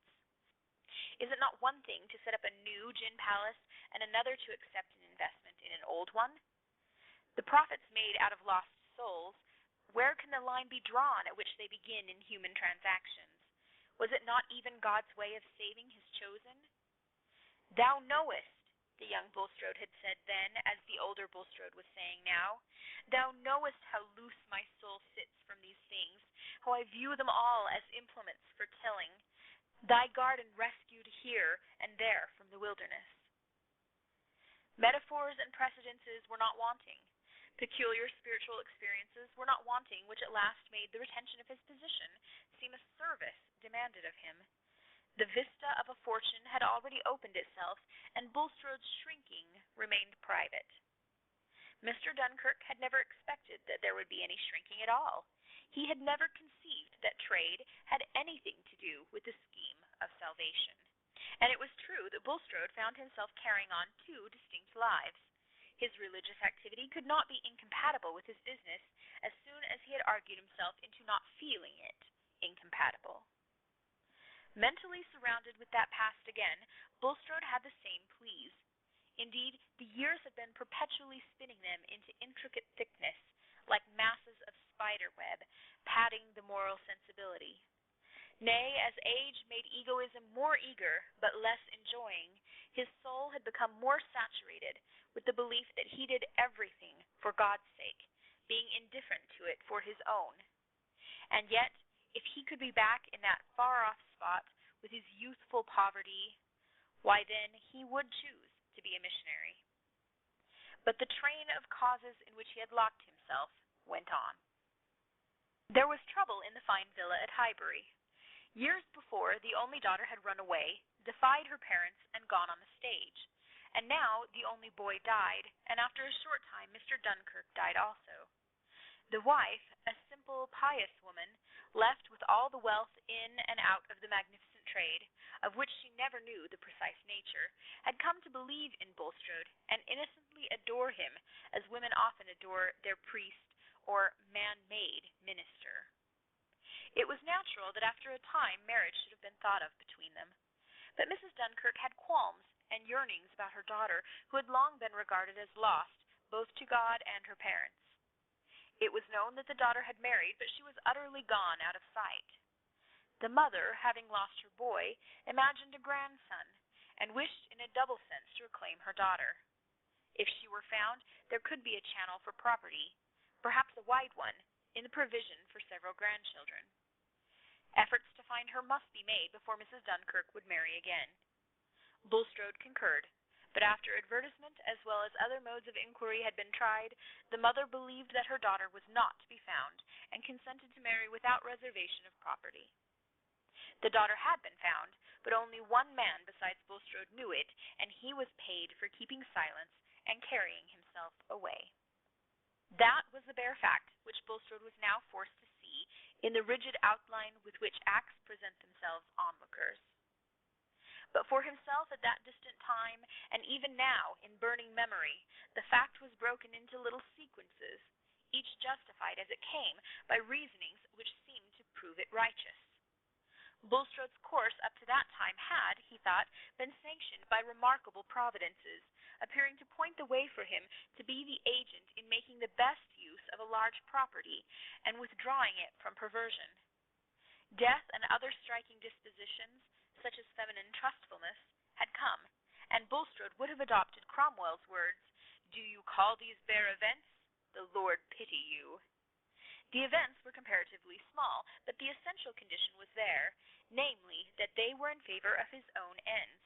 It was easy for him to settle what was due from him to others by inquiring what were God's intentions with regards to himself. Could it be for God's service that this fortune should in any considerable proportion go to a young woman and her husband who were given up to the lightest pursuits and might scatter it abroad in triviality, people who seemed to lie outside the path of remarkable providences? Bulstrode had never said to himself beforehand, "The daughter shall not be found." Nevertheless, when the moment came, he kept her existence hidden, and when other moments followed, he soothed the mother with consolation in the probability that the unhappy young woman might be no more. There were hours in which Bulstrode felt that his action was unrighteous, but how could he go back? He had mental exercises, called himself not, laid hold on redemption, and went on in his course of instrumentality. And after 5 years, death again came to widen his path by taking away his wife. He did gradually withdraw his capital, but he did not make the sacrifices requisite to put an end to the business, which was carried on for 13 years afterwards before it finally collapsed. Meanwhile, Nicholas Bulstrode had used his 100,000 discreetly, and was become provincially solidly important. A banker, a churchman, a public benefactor. Also a sleeping partner in trading concerns in which his ability was directed to economy in the raw material, as in the case of the dyes which rotted Mr. Vincey's silk. And now, when this respectability had lasted undisturbed for nearly 30 years, when all that preceded it had long lain benumbed in the consciousness, that past had risen and immersed his thought as if with a terrible eruption of a new sense, overburthening the feeble being. Meanwhile, in his conversation with Raffles, he had learned something momentous, something which entered actively into the struggle of his longings and terrors. There, he thought, lay an opening toward spiritual, perhaps toward material, rescue. The spiritual kind of rescue was a genuine need with him. There may be coarse hypocrites who consciously affect beliefs and emotions for the sake of gulling the world, but Bulstrode was not one of them. He was simply a man whose desires had been stronger than his theoretic beliefs, and who had gradually explained the gratification of his desires into satisfactory agreement with those beliefs. If this be hypocrisy, it is a process which shows itself occasionally in us all.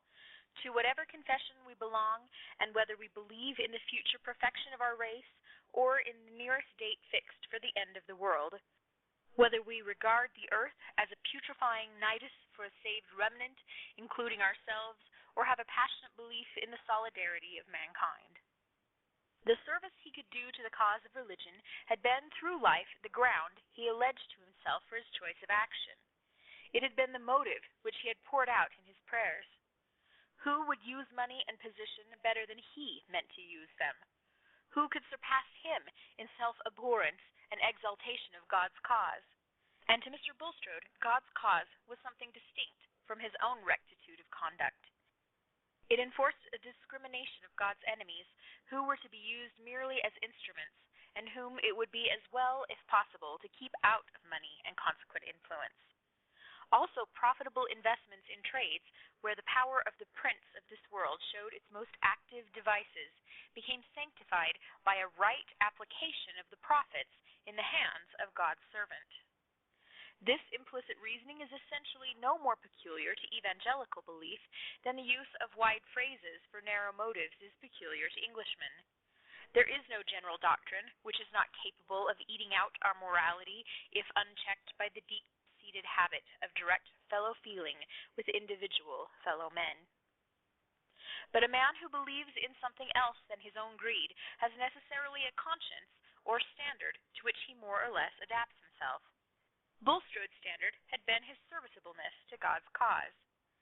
I am sinful and not, a vessel to be consecrated by use, but use me, had been the mold into which he had constrained his immense need of being something important and predominating. And now had come a moment in which that mold seemed in danger of being broken and utterly cast away. What if the acts he had reconciled himself to, because they made him a stronger instrument of the divine glory, were to become the pretext of the scoffer and a darkening of that glory? If this were to be the ruling of providence, he was cast out from the temple as one who had brought unclean offerings. He had long poured out utterances of repentance, but today a repentance had come which was of a bitter flavor, and a threatening providence urged him to a kind of propitiation which was not simply a doctrinal transaction. The divine tribunal had changed its aspect for him. Self-prostration was no longer enough, and he must bring restitution in his hand. It was really before his God that Bulstrode was about to attempt such restitution as seemed possible.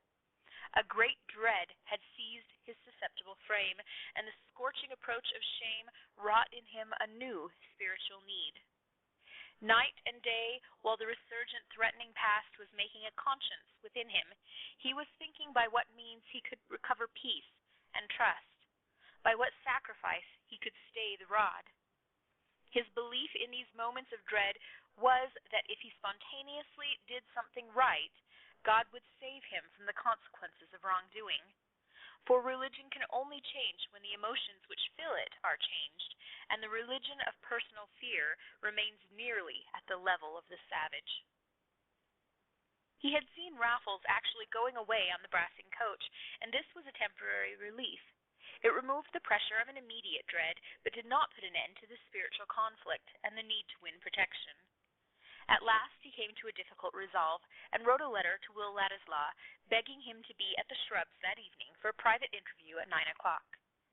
Will had felt no particular surprise at the request, and connected it with some new notions about the Pioneer, but when he was shown into Mr. Bulstrode's private room, he was struck with a painfully worn look on the banker's face, and was going to say, "Are you ill?" when, checking himself in that abruptness, he only inquired after Mrs. Bulstrode and her satisfaction with the picture bought for her. "Thank you, she is quite satisfied. She has gone out with her daughters this evening. I begged you to come, Mr. Ladislaw, because I have a communication of a very private, indeed I will say of a sacredly confidential nature, which I desire to make to you. Nothing, I dare say, has been farther from your thoughts than that there had been important ties in the past which could connect your history with mine." Will felt something like an electric shock. He was already in a state of keen sensitiveness and hardly allayed agitation on the subject of ties in the past, and his presentiments were not agreeable. It seemed like the fluctuations of a dream, as if the action begun by that loud, bloated stranger were being carried on by this pale-eyed, sickly-looking piece of respectability, whose subdued tone and glib formality of speech were at this moment almost as repulsive to him as their remembered contrast. He answered with a marked change of color, "No, indeed, nothing. You see before you, Mr. Ladislaw, a man who is deeply stricken. But for the urgency of conscience and the knowledge that I am before the bar of one who seeth not as man seeth, I should be under no compulsion to make the disclosure which has been my object in asking you to come here tonight. So far as human laws go, you have no claim on me whatever." Will was even more uncomfortable than wondering. Mr. Bulstrode had paused, leaning his head on his hand and looking at the floor, but he now fixed his examining glance on Will and said, "I am told that your mother's name was Sarah Dunkirk, and that she ran away from her friends to go on the stage. Also, that your father was at one time much emaciated by illness. May I ask if you can confirm these statements?" "Yes, they are all true," said Will, struck with the order in which an inquiry had come that might have been expected to be preliminary to the banker's previous hints. But Mr. Bulstrode had tonight followed the order of his emotions. He entertained no doubt that the opportunity for restitution had come, and he had an overpowering impulse towards the penitential expression by which he was deprecating chastisement. "Do you know any particulars of your mother's family?" he continued. "No, she never liked to speak of them. She was a very generous, honorable woman," said Will, almost angrily. "I do not wish to allege anything against her. Did she never mention her mother to you at all?" "I have heard her say that she thought her mother did not know the reason of her running away. She said, 'Poor mother,' in a pitying tone."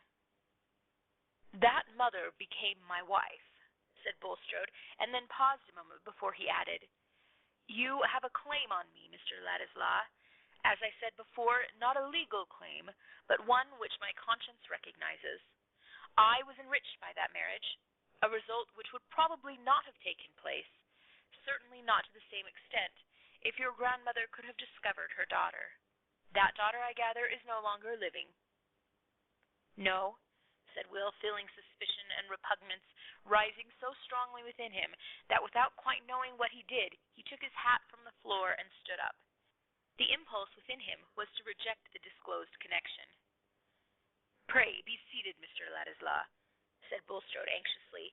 "Doubtless you are startled by the suddenness of this discovery, but I entreat your patience with one who is already bowed down by inward trial."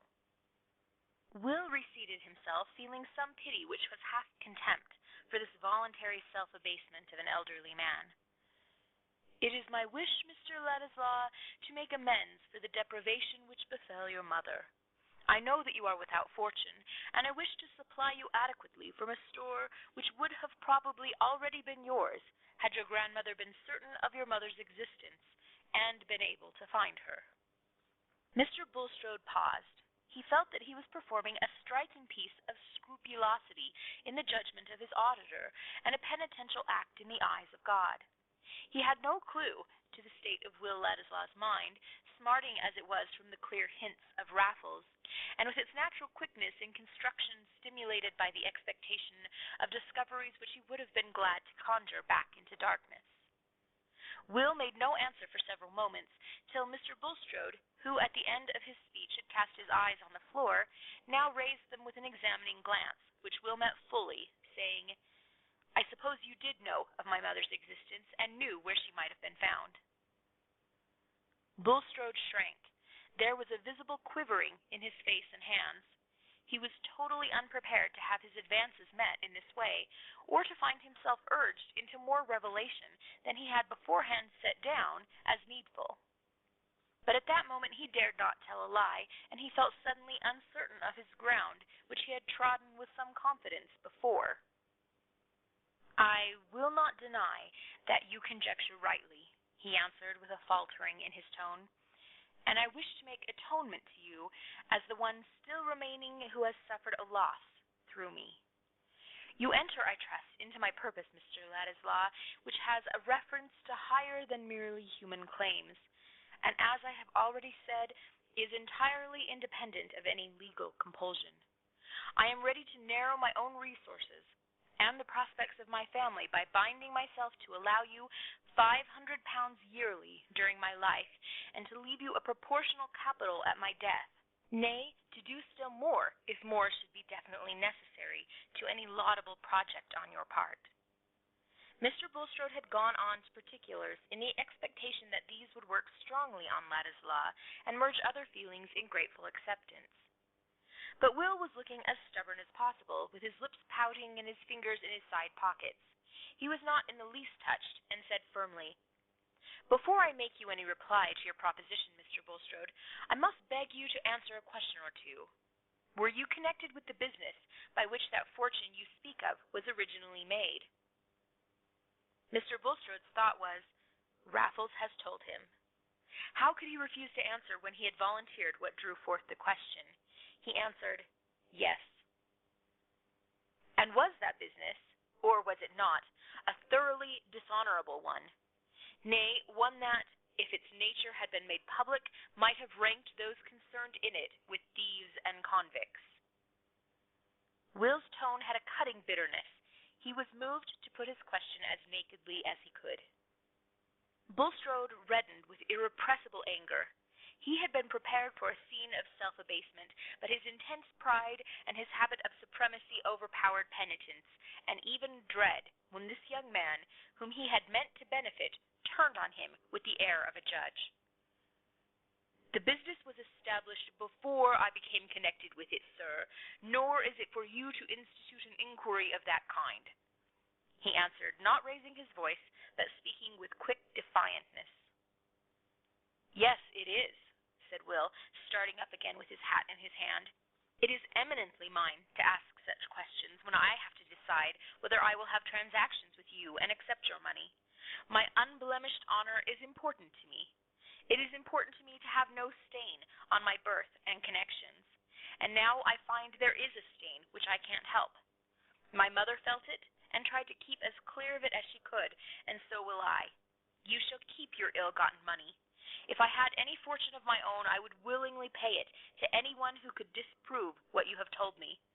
What I have to thank you for is that you kept the money till now, when I can refuse it. It ought to lie with a man's self that he is a gentleman. Good night, sir." Bulstrode was going to speak, but Will, with determined quickness, was out of the room in an instant, and in another the hall door had closed behind him. He was too strongly possessed with passionate rebellion against this inherited blot which had been thrust on his knowledge to reflect at present whether he had not been too hard on Bulstrode, too arrogantly merciless towards a man of 60 who was making efforts at retrieval when time had rendered them vain. No third person listening could have thoroughly understood the impetuosity of Will's repulse or the bitterness of his words. No one but himself then knew how everything connected with the sentiment of his own dignity had an immediate bearing for him on his relation to Dorothea and to Mr. Casaubon's treatment of him. And in the rush of impulses by which he flung back that offer of Bulstrode's, there was mingled the sense that it would have been impossible for him ever to tell Dorothea that he had accepted it. As for Bulstrode, when Will was gone, he suffered a violent reaction and wept like a woman. It was the first time he had encountered an open expression of scorn from any man higher than Raffles, and with that scorn hurrying like venom through his system, there was no sensibility left to consolations. But the relief of weeping had to be checked. His wife and daughters soon came home from hearing the address of an Oriental missionary, and were full of regret that Papa had not heard, in the first instance, the interesting things which they tried to repeat to him.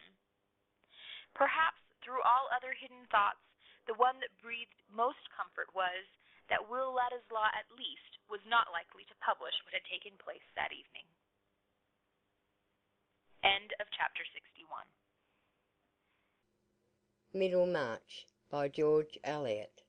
Chapter 62. He was a squire of low degree, that loved the king's daughter of Hungary. Old Romance. Will Ladislaw's mind was now wholly bent on seeing Dorothea again, and forthwith quitting Middlemarch. The morning after his agitating scene with Bulstrode, he wrote a brief letter to her, saying that various causes had detained him in the neighbourhood longer than he had expected, and asking her permission to call again at Lowick at some hour which she would mention on the earliest possible day, he being anxious to depart, but unwilling to do so until she had granted him an interview. He left the letter at the office, ordering the messenger to carry it to Lowick Manor, and wait for an answer. Ladislaw felt the awkwardness of asking for more last words. His former farewell had been made in the hearing of Sir James Chetham, and had been announced as final even to the butler. It is certainly trying to a man's dignity to reappear when he is not expected to do so.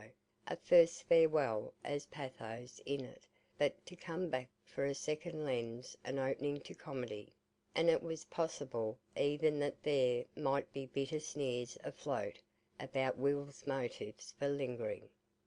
Still it was on the whole more satisfactory to his feeling to take the directest means of seeing Dorothea, than to use any device which might give an air of chance to a meeting of which he wished her to understand that if it was what he earnestly sought.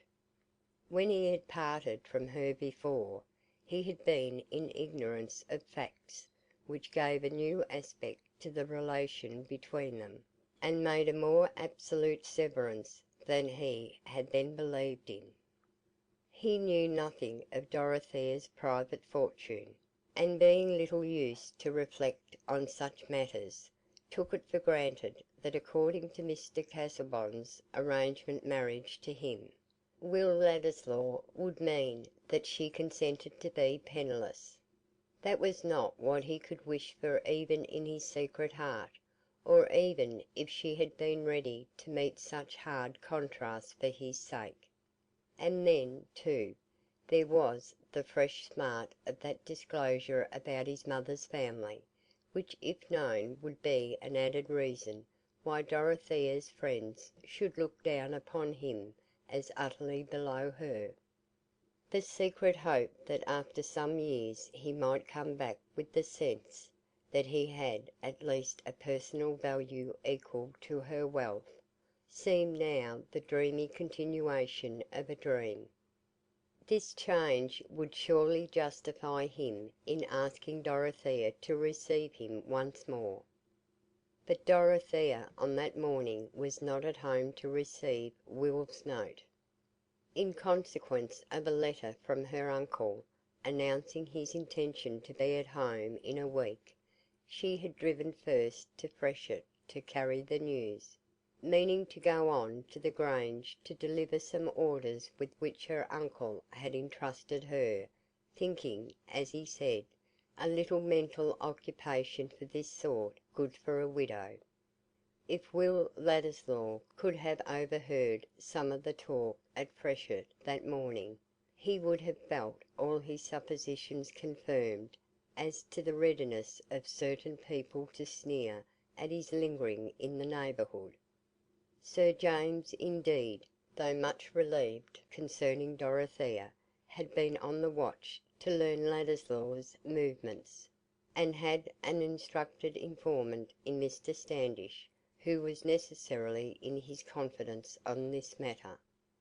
That Ladislaw had stayed in Middlemarch nearly 2 months after he had declared that he was going immediately, was a fact to embitter Sir James's suspicions, or at least to justify his aversion to a young fellow, whom he represented to himself as slight, volatile, and likely enough to show some recklessness, as naturally went along with a position unriveted by family ties or a strict profession.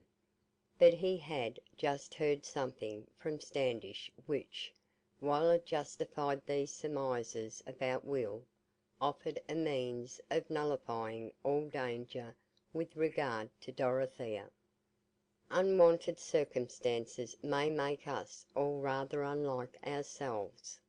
There are conditions under which the most majestic person is obliged to sneeze, and our emotions are liable to be acted on in the same incongruous manner. Good Sir James was this morning so far unlike himself that he was irritably anxious to say something to Dorothea on a subject which he usually avoided as if it had been a matter of shame to them both. He could not use Celia as a medium, because he did not choose that she should know the kind of gossip he had in his mind, and before Dorothea happened to arrive he had been trying to imagine how, with his shyness and unready tongue, he could ever manage to introduce his communication. Her unexpected presence brought him to utter hopelessness in his own power of saying anything unpleasant, but desperation suggested a resource.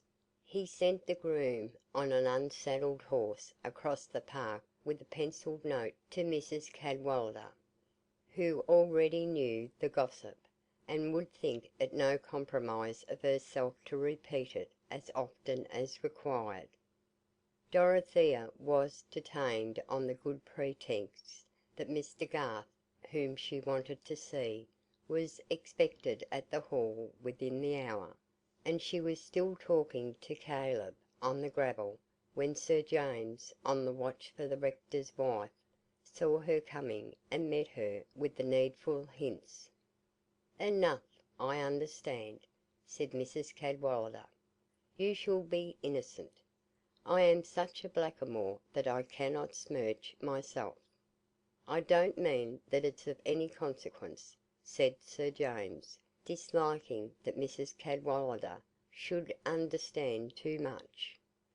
"Only it is desirable that Dorothea should know there are reasons why she should not receive him again, and I really can't say so to her. It will come lightly from you." It came very lightly indeed. When Dorothea quitted Caleb and turned to meet them, it appeared that Mrs. Cadwallader had stepped across the park by the merest chance in the world, just to chat with Celia in a matronly way about the baby. And so Mr. Brooke was coming back. Delightful! Coming back, it was to be hoped, quite cured of parliamentary fever and pioneering.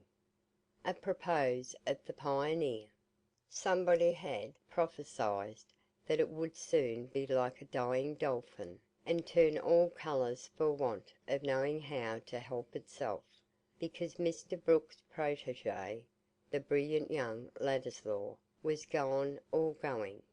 Had Sir James heard that? The three were walking along the gravel slowly, and Sir James, turning aside to whip a shrub, said he had heard something of that sort.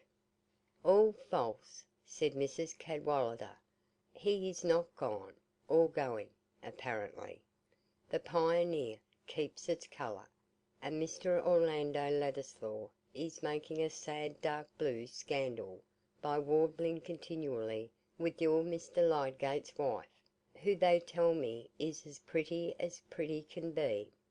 It seems nobody ever goes into the house without finding this young gentleman lying on the rug or warbling at the piano.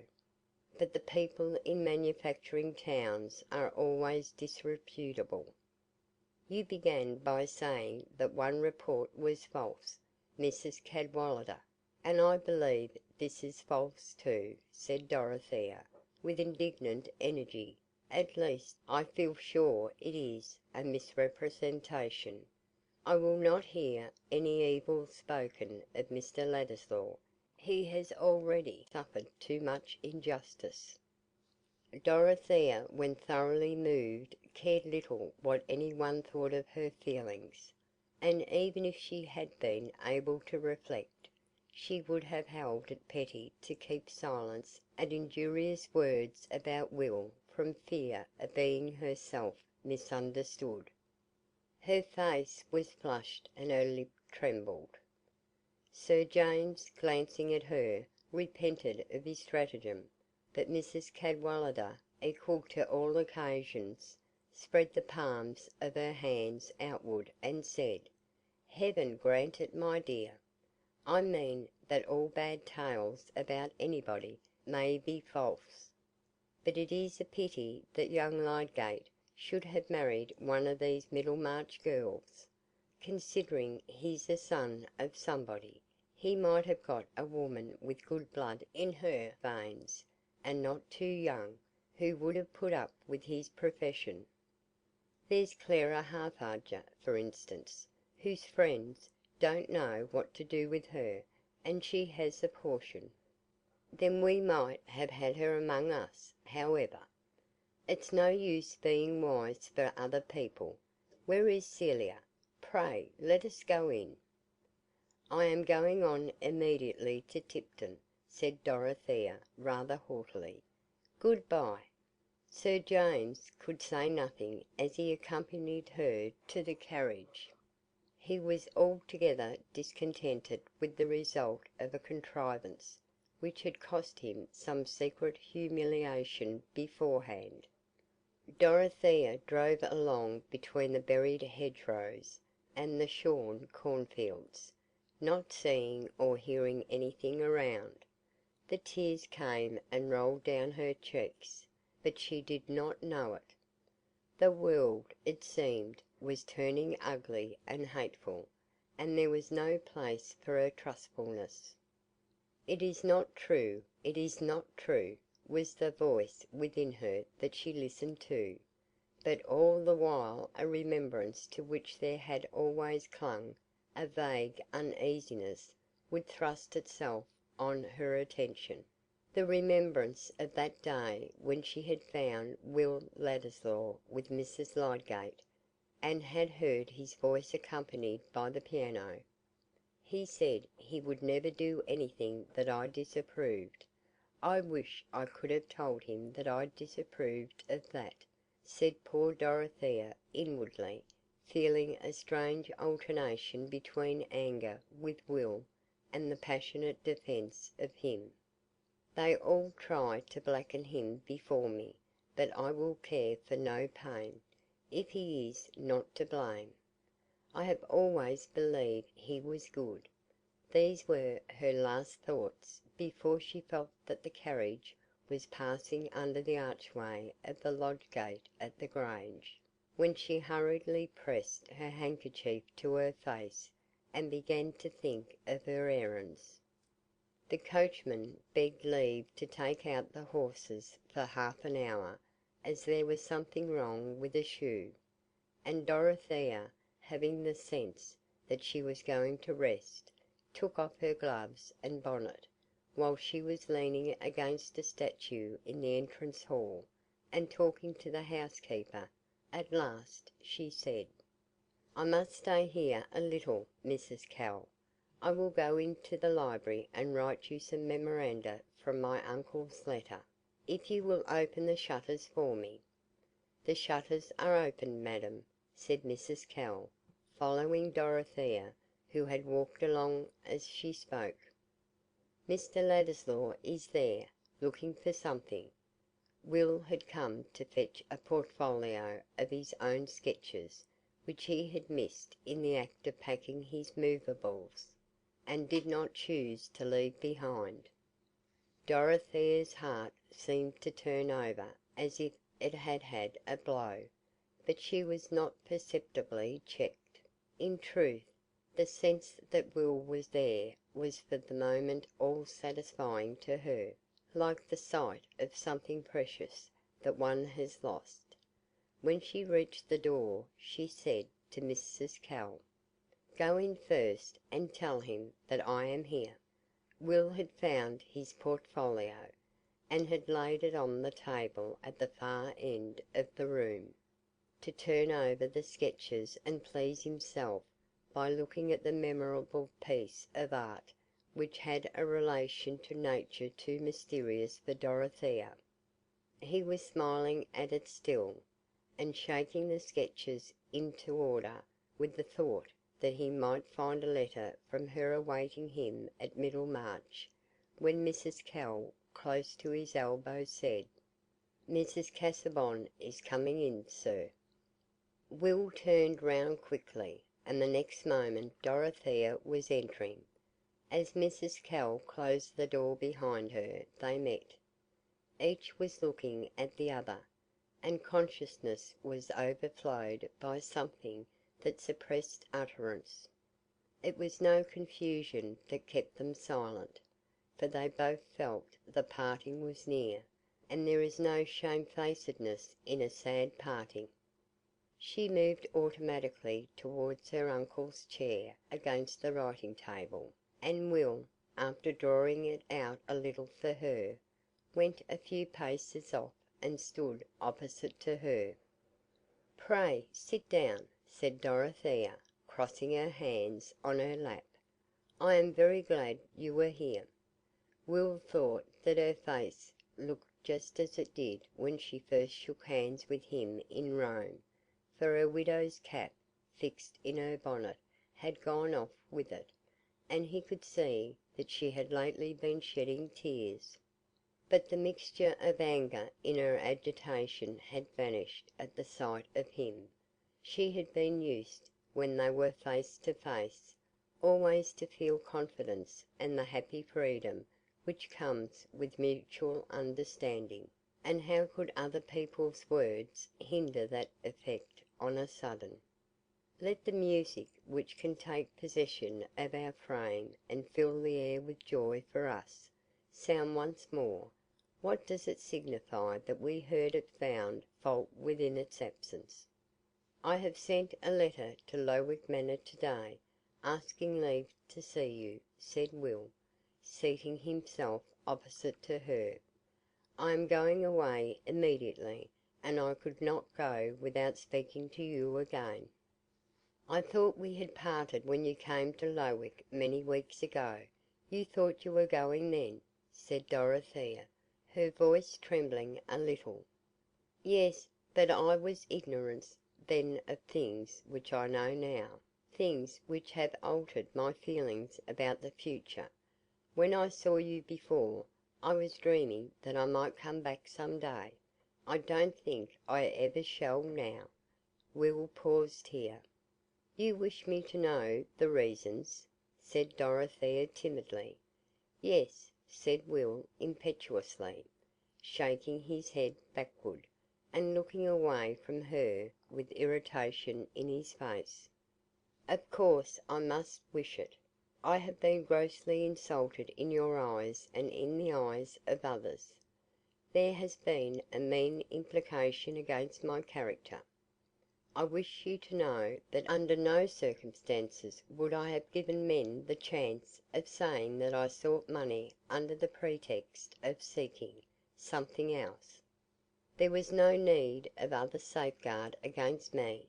The safeguard of wealth was enough." Will rose from his chair with the last word and went.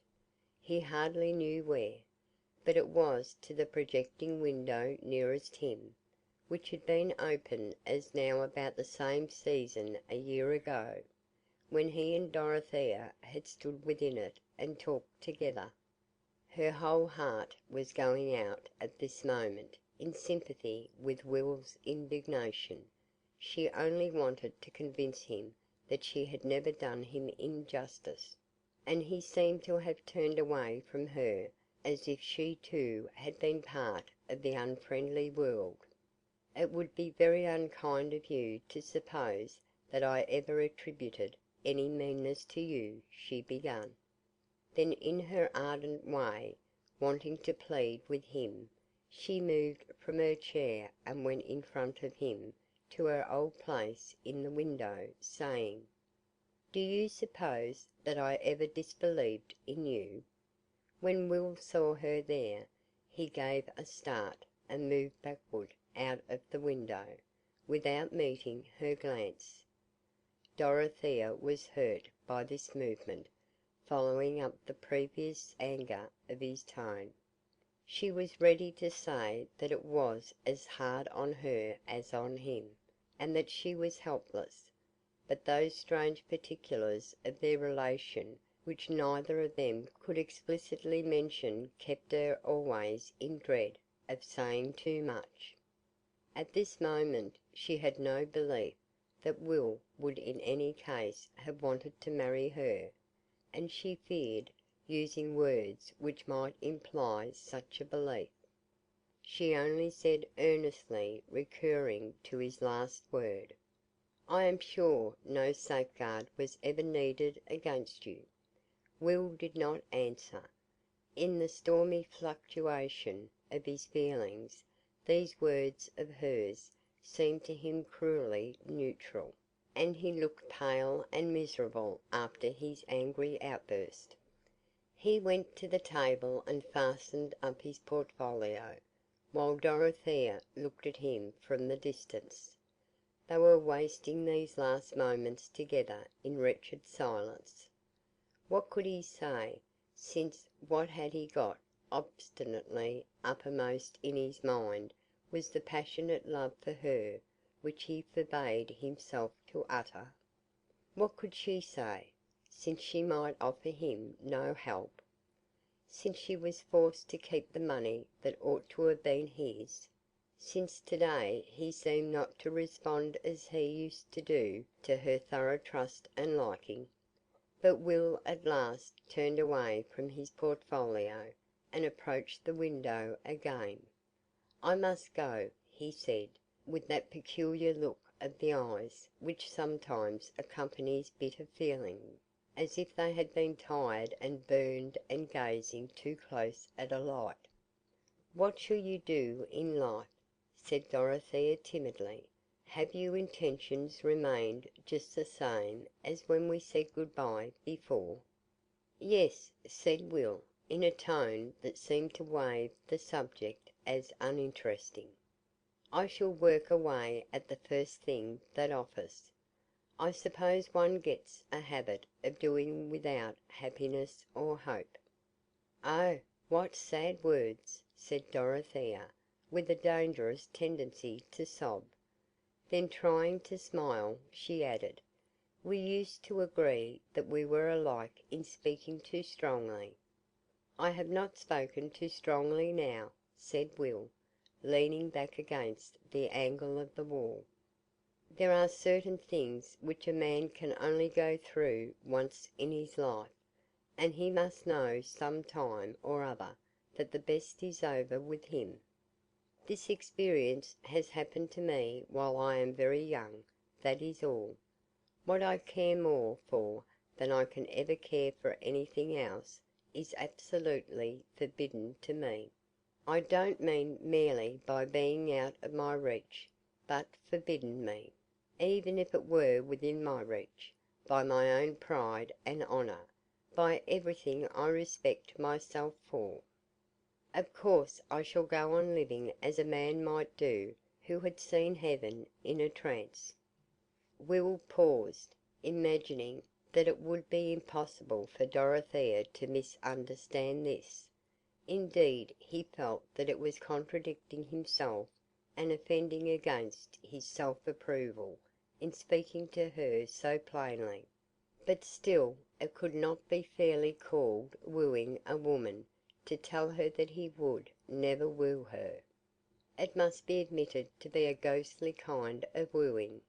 But Dorothea's mind was rapidly going over the past with quite another vision than this. The thought that she herself might be what Will most cared for did throb through her an instant, but then came doubt.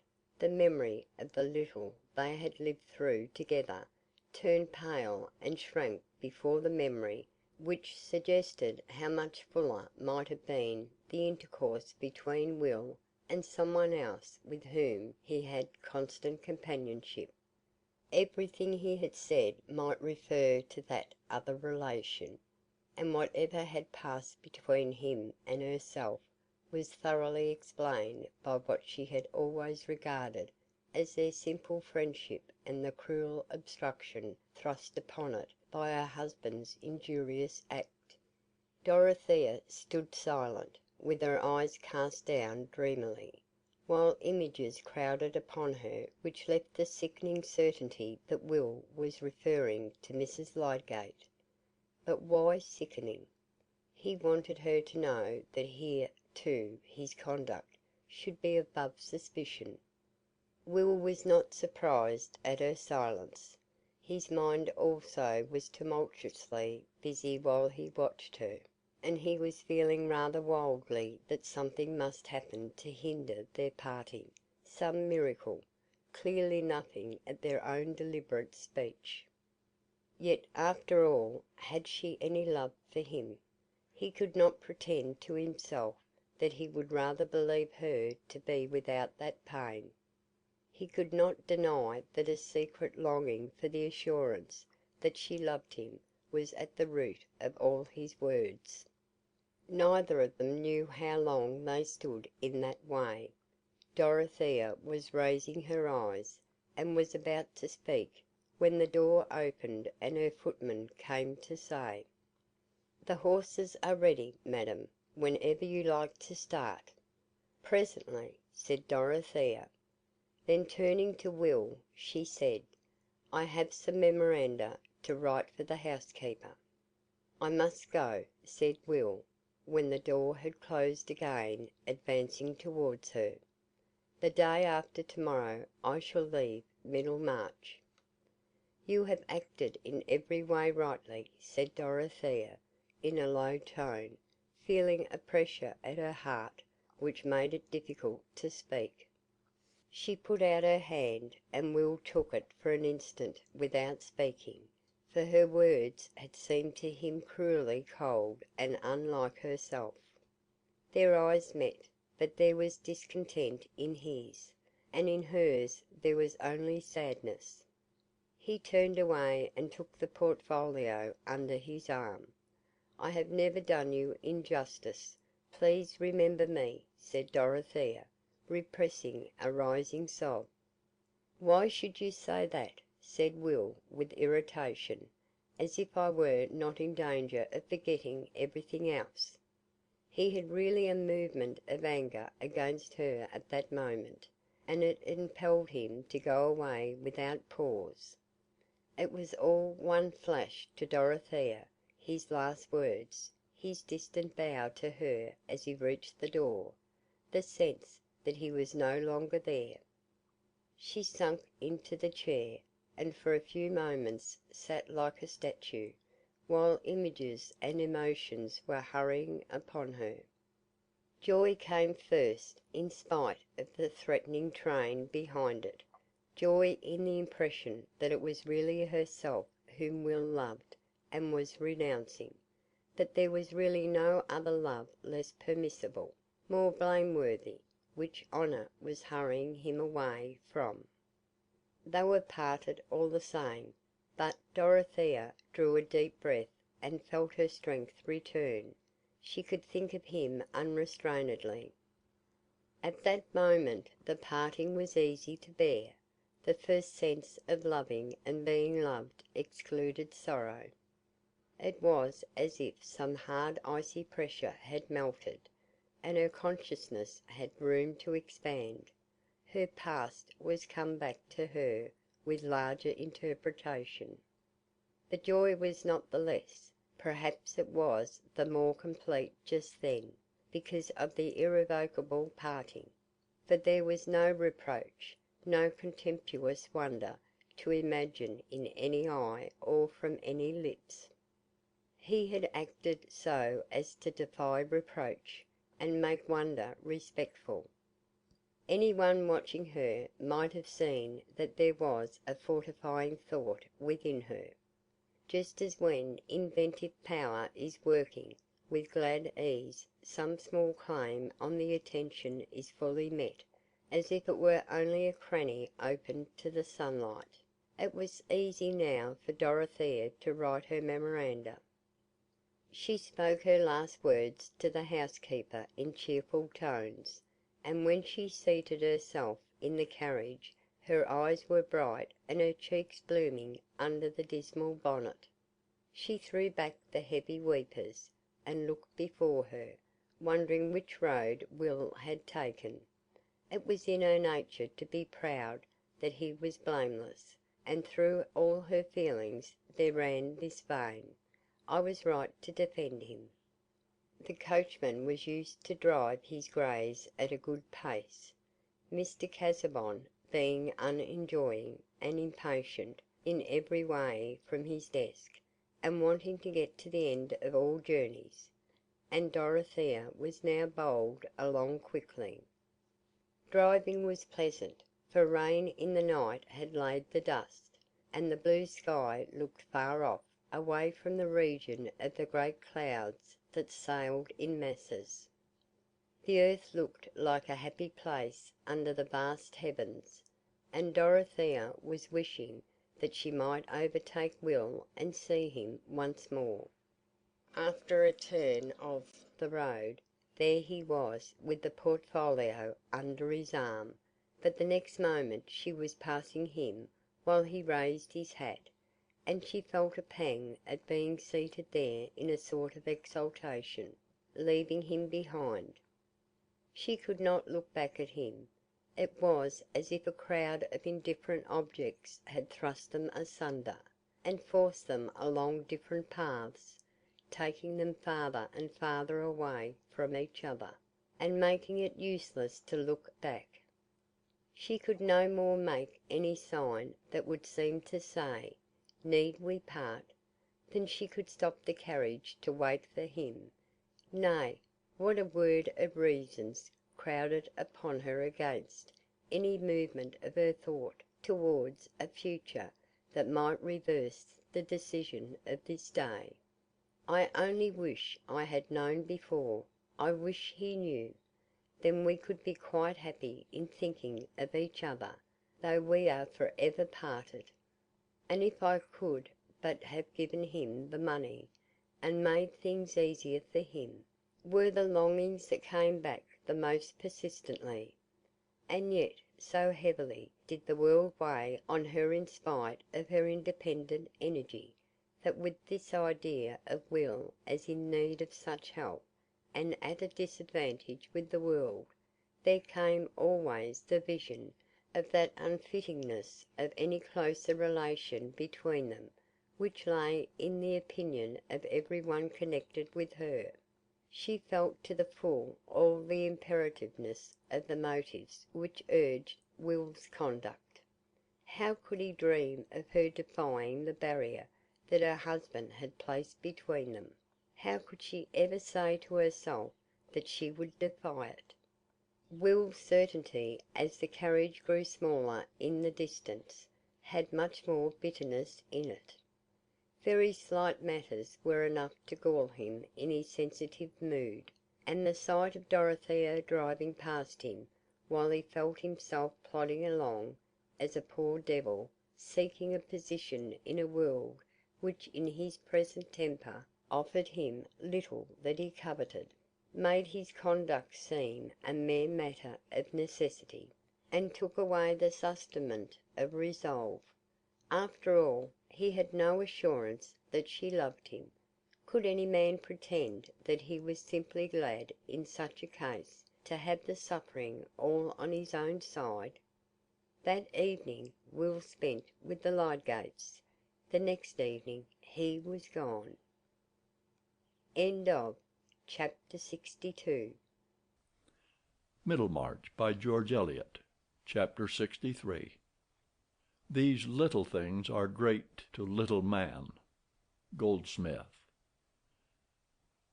"Have you seen much of your scientific phoenix Lydgate lately?" said Mr. Toller at one of his Christmas dinner parties, speaking to Mr. Fairbrother on his right hand. "Not much, I am sorry to say," answered the vicar, accustomed to parry Mr. Toller's banter about his belief in the new medical light. "I am out of the way, and he is too busy." "Is he? I am glad to hear it," said Mr. Minchin, with mingled suavity and surprise. "He gives a great deal of time to the new hospital," said Mr. Fairbrother, who had his reasons for continuing the subject. "I hear of that from my neighbor, Mrs. Casaubon, who goes there often. She says Lydgate is indefatigable, and is making a fine thing of Bulstrode's institution. He is preparing a new ward in case of the cholera coming to us." "And preparing theories of treatment to try on the patients, I suppose," said Mr. Toller. "Come, Toller, be candid," said Mr. Fairbrother. "You are too clever not to see the good of a bold, fresh mind in medicine, as well as in everything else. And as to cholera, I fancy none of you are very sure what you ought to do. If a man goes a little too far along a new road, it is usually himself that he harms more than anyone else." "I am sure you and Wrench ought to be obliged to him," said Dr. Minchin, looking towards Toller, "for he has sent you the cream of Peacock's patients." "Lydgate has been living at a great rate for a young beginner," said Mr. Harry Toller, the brewer. "I suppose his relations in the North back him up." "I hope so," said Mr. Chichely, "else he ought not to have married that nice girl we were all so fond of. Hang it, one has a grudge against a man who carries off the prettiest girl in the town." "Ay, by George, and the best too," said Mr. Standish. "My friend Vincey didn't half like the marriage, I know that," said Mr. Chichely. "He wouldn't do much. How the relations on the other side may have come down I can't say." There was an emphatic kind of reticence in Mr. Chichely's manner of speaking. "Oh, I shouldn't think Lydgate ever looked to practice for a living," said Mr. Toller, with a slight touch of sarcasm, and there the subject was dropped. This was not the first time that Mr. Fairbrother had heard hints of Lydgate's expenses being obviously too great to be met by his practice, but he thought it not unlikely that there were resources or expectations which excused the large outlay at the time of Lydgate's marriage, and which might hinder any bad consequences from the disappointment in his practice. One evening, when he took the pains to go to Middlemarch on purpose to have a chat with Lydgate, as of old, he noticed in him an air of excited effort quite unlike his usual easy way of keeping silence or breaking it with abrupt energy whenever he had anything to say. Lydgate talked persistently when they were in his workroom, putting arguments for and against the probability of certain biological views, but he had none of those definite things to say or to show which give the waymarks of a patient, uninterrupted pursuit, such as he used himself to insist on, saying that there must be a systole or diastole in all inquiry, and that a man's mind must be continually expanding and shrinking between the whole human horizon and the horizon of an object glass. That evening he seemed to be talking widely for the sake of resisting any personal bearing, and before long they went into the drawing-room, where Lydgate, having asked Rosamund to give them music, sank back in his chair in silence, but with a strange light in his eyes. He may have been taking an opiate, was a thought that crossed Mr. Fairbrother's mind. Tic douloureux, perhaps, or medical worries. It did not occur to him that Lydgate's marriage was not delightful. He believed, as the rest did, that Rosamund was an amiable, docile creature, though he had always thought her rather uninteresting, a little too much the pattern card of the finishing school, and his mother could not forgive Rosamund because she never seemed to see that Henrietta Noble was in the room. However, Lydgate fell in love with her, said the vicar to himself, and she must be to his taste. Mr. Fairbrother was aware that Lydgate was a proud man, but having very little corresponding fibre in himself, and perhaps too little care about personal dignity, except the dignity of not being mean or foolish, he could hardly allow enough for the way in which Lydgate shrank as from a burn from the utterance of any word about his private affairs.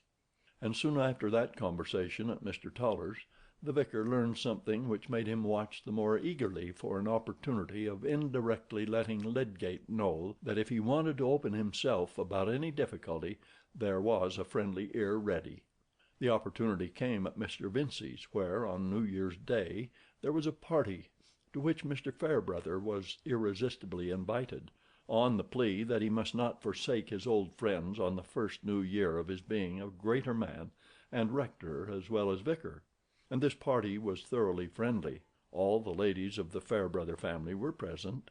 The Vincey children all dined at the table, and Fred had persuaded his mother that if she did not invite Mary Garth, the Fairbrothers would regard it as a slight to themselves, Mary being their particular friend.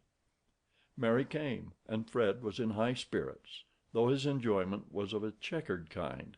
Triumph that his mother should see Mary's importance with the chief personages in the party, being much streaked with jealousy when Mr. Fairbrother sat down by her. Fred used to be much more easy about his own accomplishments in the days when he had not begun to dread being bowled out by Fairbrother, and this terror was still before him. Mrs. Vincey, in her fullest matronly bloom, looked at Mary's little figure, rough wavy hair, and visage quite without lilies and roses, and wondered, trying unsuccessfully to fancy herself caring about Mary's appearance in wedding clothes, or feeling complacency in grandchildren who would feature the Garths. However, the party was a merry one, and Mary was particularly bright, being glad, for Fred's sake, that his friends were getting kinder to her, and being also quite willing that they should see how much she was valued by others whom they must admit to be judges. Mr. Fairbrother noticed that Lydgate seemed bored, and that Mr. Vincey spoke as little as possible to his son-in-law. Rosamond was perfectly graceful and calm, and only a subtle observation, such as the vicar had not been aroused to bestow on her, would have perceived the total absence of that interest in her husband's presence which a loving wife is sure to betray, even if etiquette keeps her aloof from him. When Lydgate was taking part in the conversation, she never looked towards him any more than if she had been a sculptured Psyche modelled to look another way; and when, after being called out for an hour or two, he re-entered the room, she seemed unconscious of the fact, which 18 months before would have had the effect of a numeral before ciphers. In reality, however, she was intensely aware of Lydgate's voice and movements, and her pretty, good-tempered air of unconsciousness was a studied negation by which she satisfied her inward opposition to him without compromise of propriety. When the ladies were in the drawing-room after Lydgate had been called away from the dessert, Mrs. Fairbrother, when Rosamond happened to be near her, said, "You have to give up a great deal of your husband's society, Mrs. Lydgate." "Yes, the life of a medical man is very arduous, especially when he is so devoted to his profession as Mr. Lydgate is," said Rosamond, who was standing, and moved easily away at the end of this correct little speech. "It is dreadfully dull for her when there is no company," said Mrs. Vincey, who was seated at the old lady's side. "I am sure I thought so when Rosamond was ill, and I was staying with her. You know, Mrs. Fairbrother, ours is a cheerful house. I am of a cheerful disposition myself, and Mr. Vincey always likes something to be going on. That is what Rosamond has been used to. Very different from a husband out at odd hours, and never knowing when he will come home, and of a close, proud disposition, I think." Indiscreet, Mrs. Vincey did lower her tone slightly with this parenthesis. But Rosamond always had an angel of a temper. Her brothers used very often not to please her, but she was never the girl to show temper. From a baby she was always as good, and with a complexion beyond anything.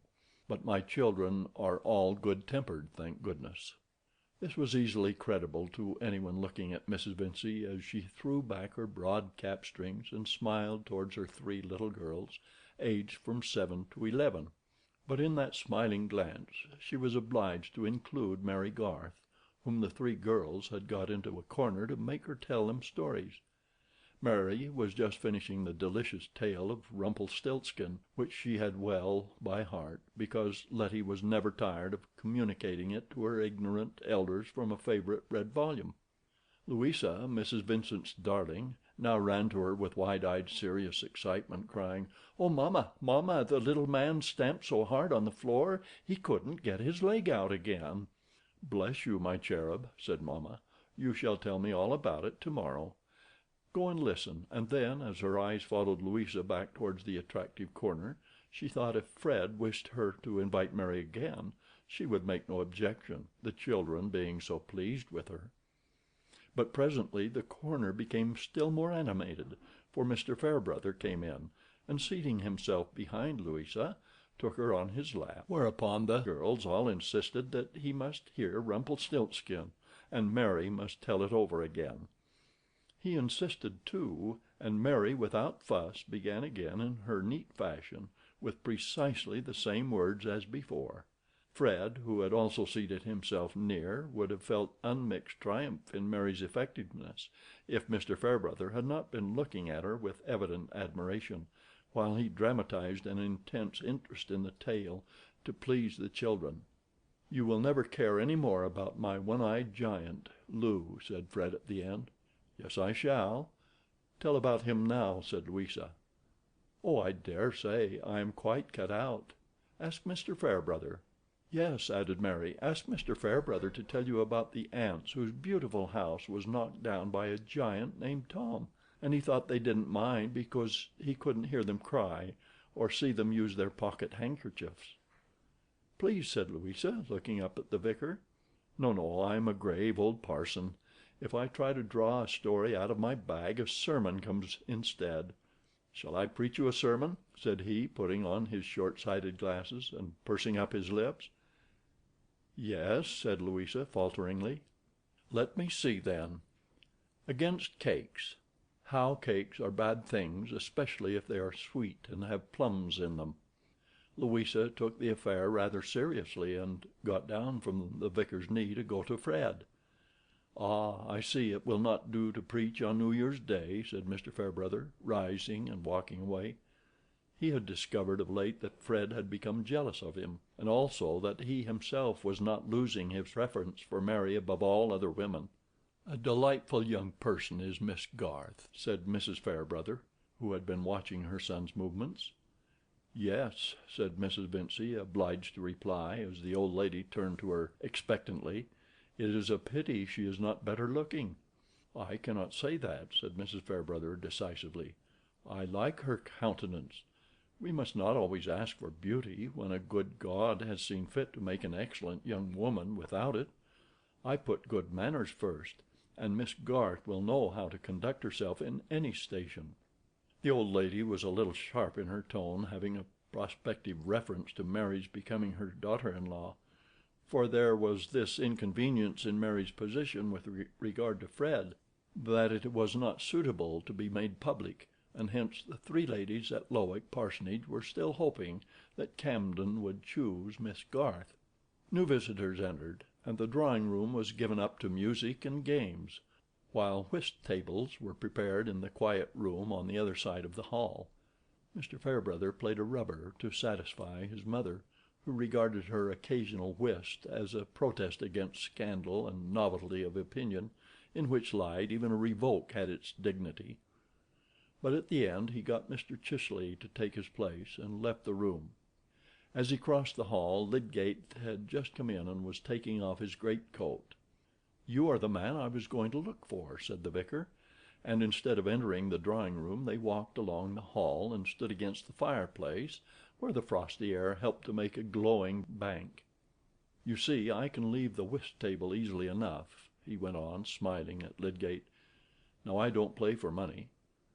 I owe that to you, Mrs. Casaubon says." "How?" said Lydgate, coldly. "Ah, you didn't mean me to know it. I call that ungenerous reticence. You should let a man have the pleasure of feeling that you have done him a good turn.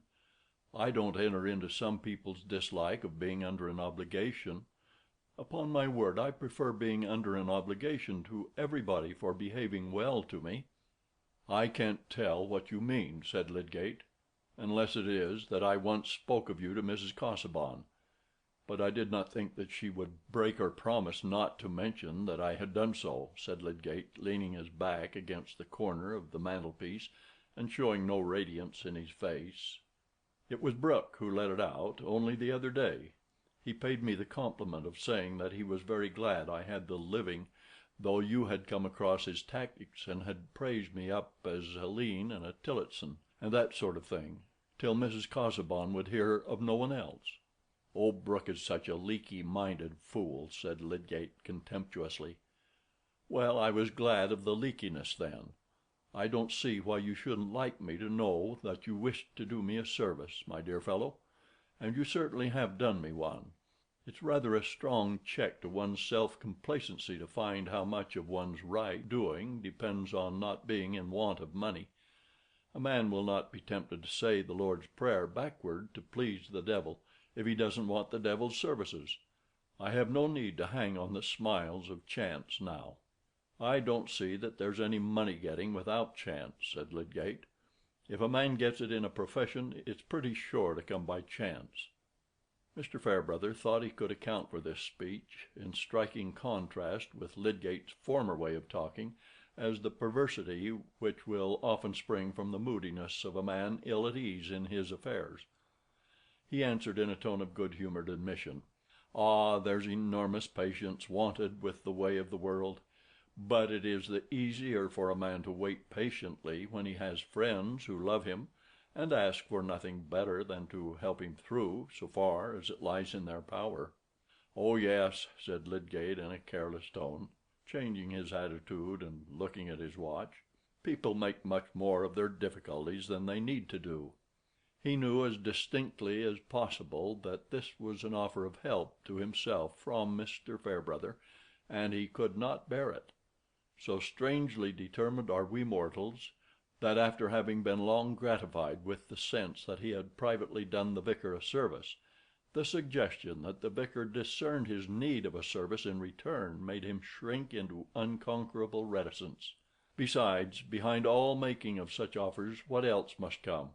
That he should mention his case, imply that he wanted specific things. At that moment suicide seemed easier. Mr. Fairbrother was too keen a man not to know the meaning of that reply, and there was a certain massiveness in Lydgate's manner and tone, corresponding with his physique, which, if he repelled your advances in the first instance, seemed to put persuasive devices out of question. "What time are you?" said the vicar, devouring his wounded feeling. "After 11," said Lydgate, and they went into the drawing room. Chapter 63